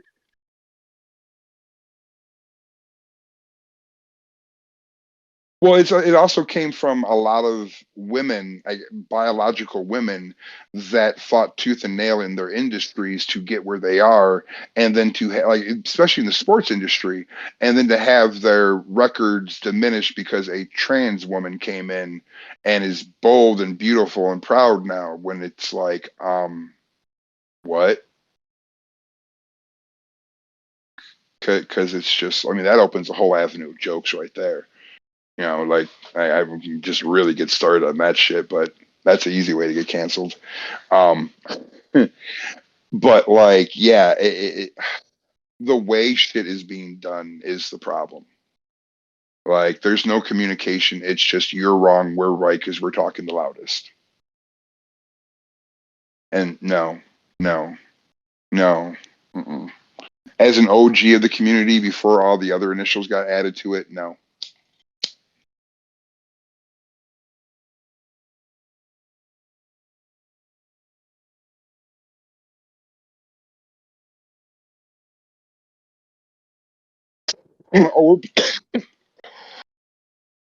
Oh, we're being outright erased right now. Like, I'm sorry, my existence is my experience. Like, just because you believe this ideology that there's 15 billion quadrillion genders out now because it's some wide ass spectrum, your stupid ass still miss. Well, not you, but you in general misses the main point that on a spectrum there's always a start and a finish.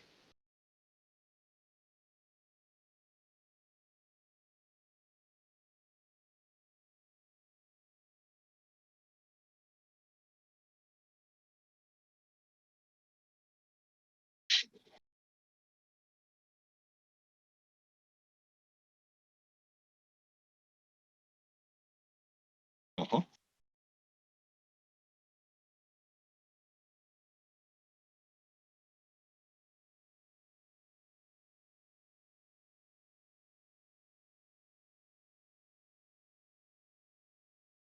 Mhm.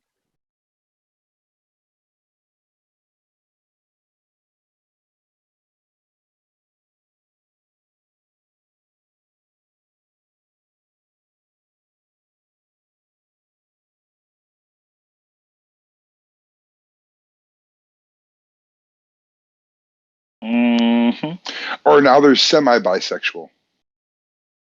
Yeah,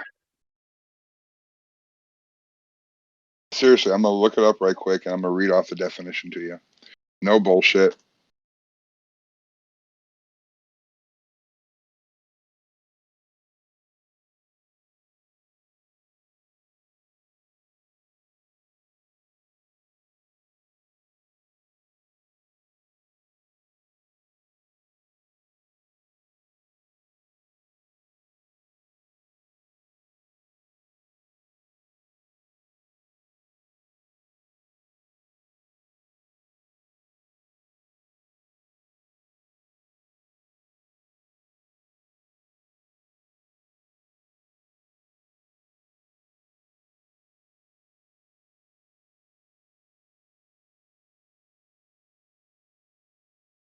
Mhm. Uh-huh. Check this out, bro. Bro, semi-bisexuality is a sexual orientation, what defines a person who feels sexual attraction towards one gender, usually the opposite, but considers themselves to be bisexual or partially bisexual. Another definition is semi-bisexual is someone who is bisexual but attracted to only one gender. Make that make sense.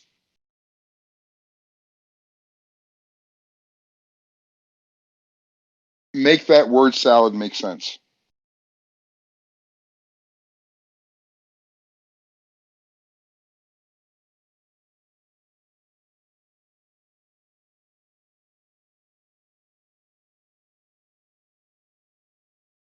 Yeah, like like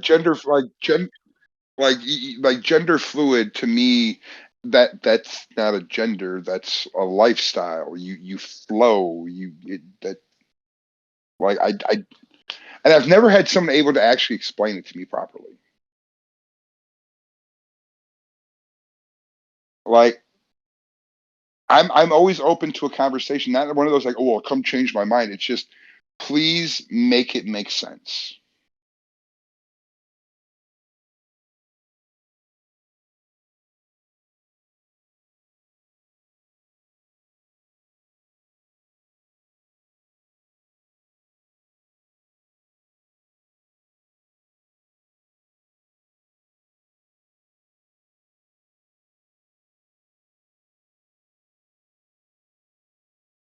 Yeah, and when they do, you're usually like for to have like a straight up hermaphrodite, like they're trying to preach out.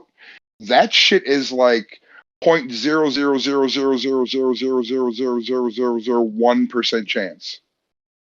Like you have you, yeah, like I said, you have a better chance of spawning a biome of all diamond randomly in a vanilla Minecraft server than you have that of occurred. Like it's just because either way, it's either you're predominantly male or you're predominantly female or masculine, feminine, whatever term you want to use to replace there for the colloquialism. But then the surgery occurs where you're geared in more than one direction.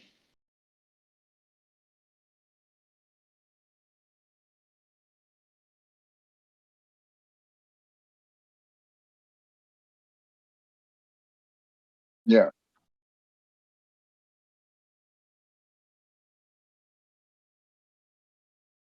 it's just a fuck up at birth.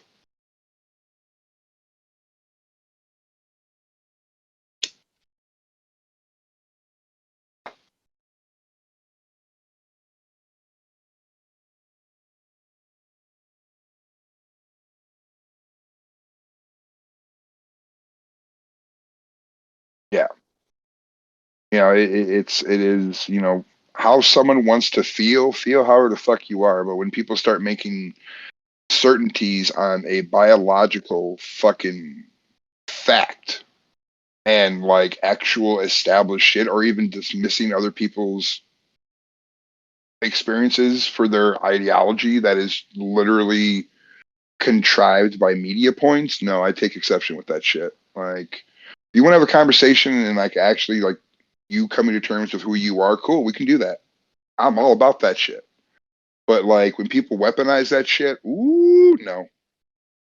Mhm.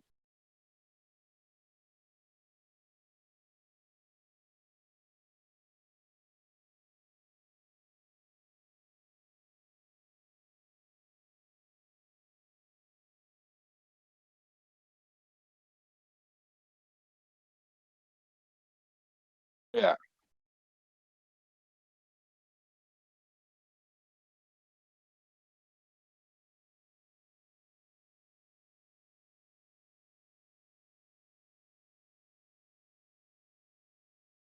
Well, the problem comes because there's some that do.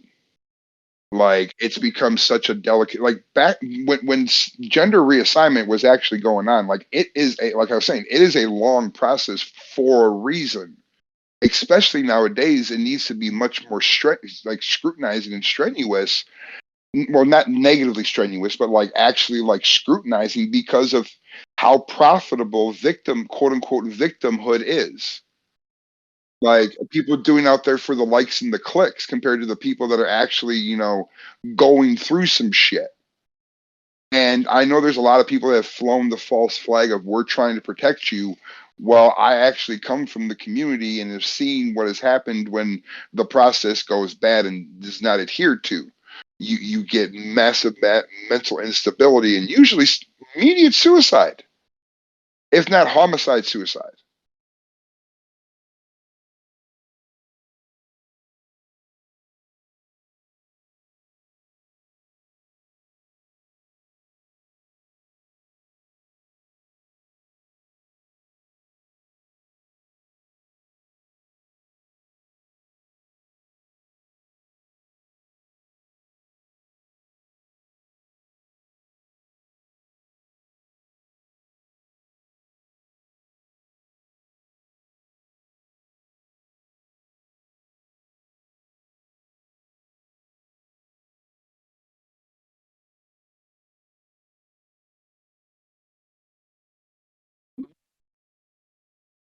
It's also to how severe of a degree. It's like even if you look at like back in the day with cross dressers and transvestite, it's still the same shit. Like there, you had cross dressers that were just straight as hell, but to them, the body dysphoria was satisfied by just wearing women's clothing here and there, or even all the time underneath their regular male clothing. Sometimes just out and about. Like they had a hot ass wife, but they rocked a fucking. They looked great in a sundress. I mean,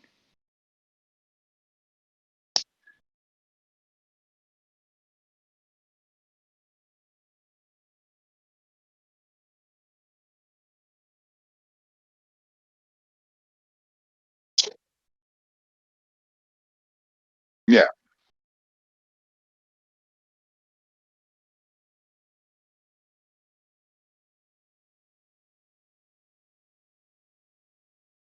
yeah. It's a more on the point, specific type thing.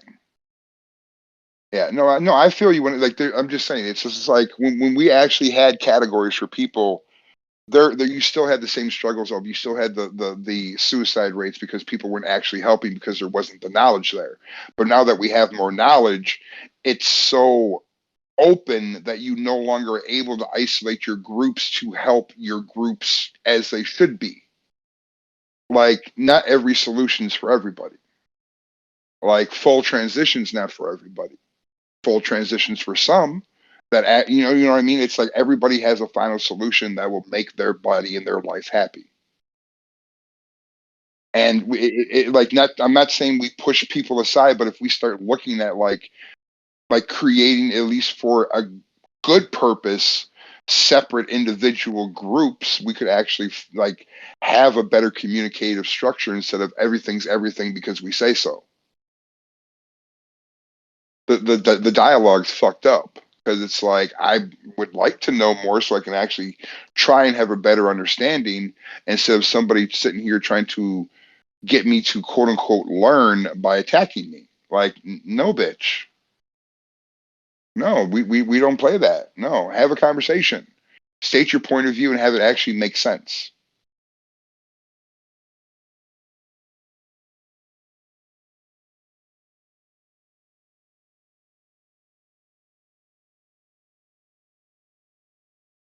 No, no, they don't. Like honestly, my heart breaks for fucking trans folk. It really does because that like a legitimate trans person that's fucked up. Like, but with it being quote unquote trendy and cool nowadays, instead of a rebirth of an androgynous phase in our fashion, it's become trans is fashionable, and that's the worst thing for it.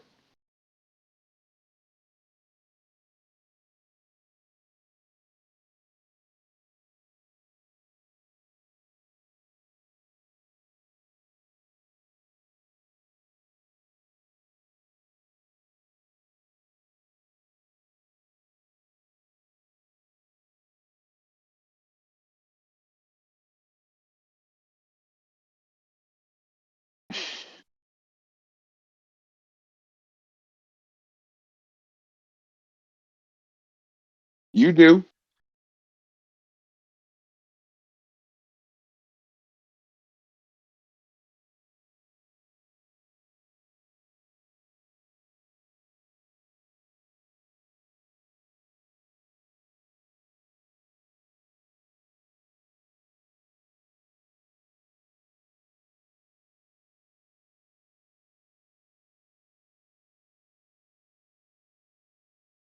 And take the science and the facts and then blend in the experiences so we can find a proper solution. Because, like, just because we know 2 plus 2 equals 4, okay, now let's apply it to the situation. Do we have to, like, include a couple of negatives and other variables and integers to actually equal 4 before we get there, or what's up? You know, the path may not always be the same for people when we try to get to them to a destination. We have to accept that. Like, we got to go for equality, not equity of outcome. Like, and even with people out there, it's like, yeah, like the trend, like people need to stop hopping on fucking trends. It's like just because you want to wear a dress doesn't make you trans, right?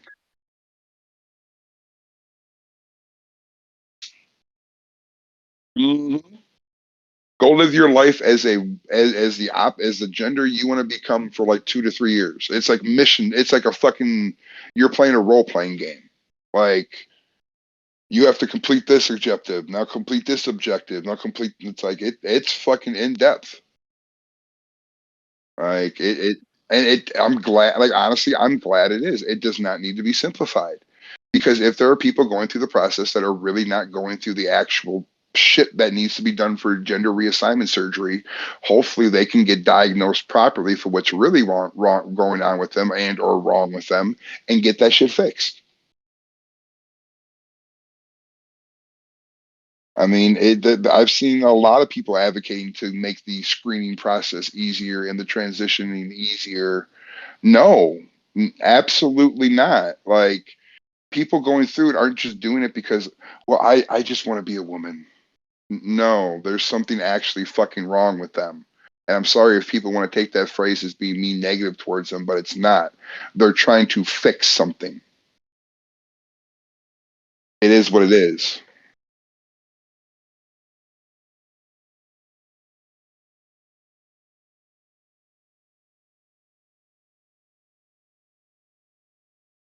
Yeah, because they'll give them a chance to actually fit into a group. And I understand the want and the need to belong, but it's like, bro, dude, finish growing up first. Educate yourself properly. Learn and experience life in different ways. Still hold on to an idea that you want to actually possibly accomplish, but look at it properly. Like like if you're for me, if I could give any piece of advice to anyone who's actually transitioning fully, go get experience from both sides. Those that have done it all the way and are happy, and those that reverted. Learn everything.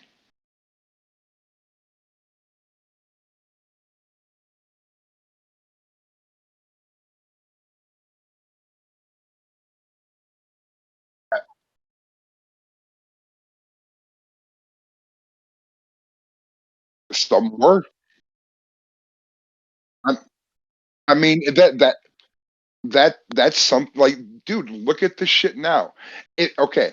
If a biological man that transitions to a woman goes into Planned Parenthood and is does a pregnancy test or tells them that they tested positive for being pregnant, they can legally do nothing besides offer them abortion or keep them the pregnancy options because they identify as a woman. However, being a man, if you test positive for pregnancy, that's testicular cancer. There's a lot of fucked issues going on in the fucking community that need to be addressed because whether or not you want to someone wants to live their life as a woman, you need to be told you got fucking cancer. Like, I don't care if you're tucking your balls or they're already chopped off. You, cancer. Like that's the type of shit that's happening that like us old heads are like, girl, the fuck, like our mental illness is already killing ourselves. We don't need people's like indifference by law to help us.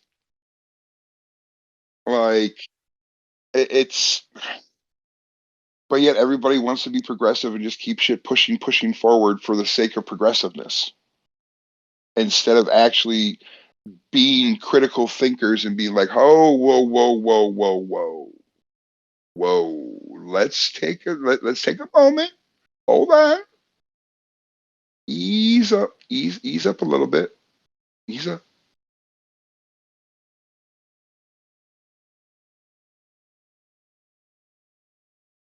I just want people to. I want people to be happy and healthy, and in an educated, proper way of doing it. And like, just because something works for somebody doesn't mean it's not going to work for you, and doesn't mean it is going to work for you. It's a chance to take that. Yes, you can go on, but you have to risk it not working. And I just see people not happy with that. That they have to have it working, and otherwise, something failed them. I mean, sometimes that does occur. Sometimes kids are put into a very fucked situation and they're talking to shit they don't want to do. Asshole knows no demographic. Across the board, there are pieces of shit, no matter what your ideology is. But we just have to actually communicate shit across. Because like I've been in the community and you're telling me shit that I've just learned tonight or this afternoon feels like tonight. But fucking like it's the communication is what needs to occur. We don't have to agree, but we have to agree to be able to have a conversation about the shit and keep growing from it.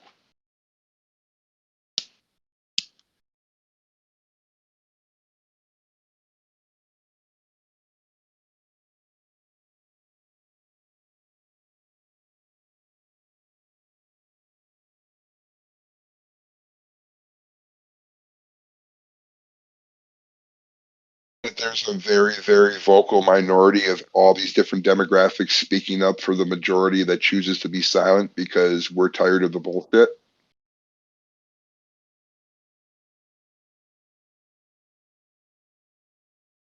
Mm-hmm. Mm-hmm.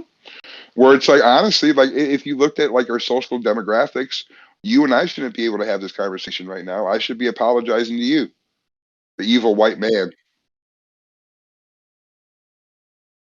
Right.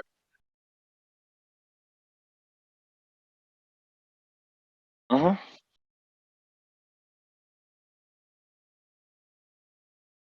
Yep.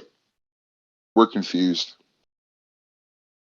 You know, we don't know what we want. Like I'm just over here like doing my thing and treating people as best as I can because I'm a flawed individual that's fixed his shit but still living with it and like trying to be truthful and honest while still pissing people off because I'm honest and truthful. Like it sucks. It's like your ideology is judged before anybody even fucking knows you. Like I and the funny thing is, the more individual conversations you have in general, outside of like these live streams and like just comment threads, like the more people can actually grow and more you can get accomplished. And I don't think I'd ever do like a YouTube live or some shit like that where it's just going and going. No, like the most I'd ever have for like a chat in here would probably be like 5 to 10 people, if that. Just because that would just be a lot to catch up on. Like that would just, mm. But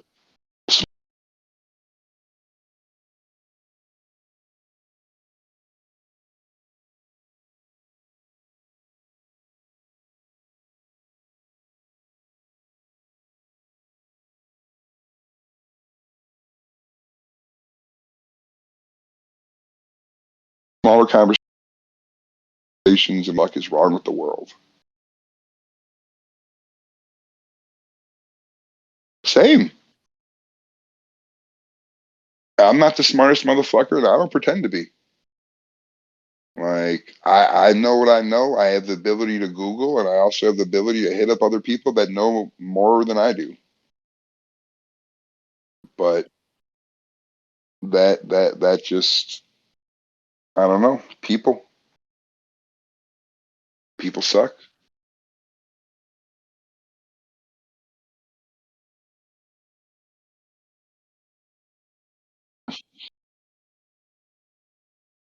Right? It just comes down to that. It's like I just like why the fuck do like people like feel they get to a certain level, it seems that they now speak for a fucking demographic. Like I don't give a fuck how big I ever get with anything I ever do. I will never be a spokesperson for anybody that does not pay me a check. Like I will not sit there and be like, I speak for the trees. Blah blah blah. No, no, no, no. Mm-mm. You want to pay me to go endorse a product? Sure, I can do that. I will be a paid spokesperson, but like these self-righteous folk out there that like try and be like a modern day social leader when it's like, dude, you have no grounds to stand on. Shut the fuck up. Like the people, because the people actually doing the work are the videos out there with the lower views that like these bigger creators are cutting up and then commenting on and not actually like linking the original video. So like source materials out the window. Ah, fucking humans.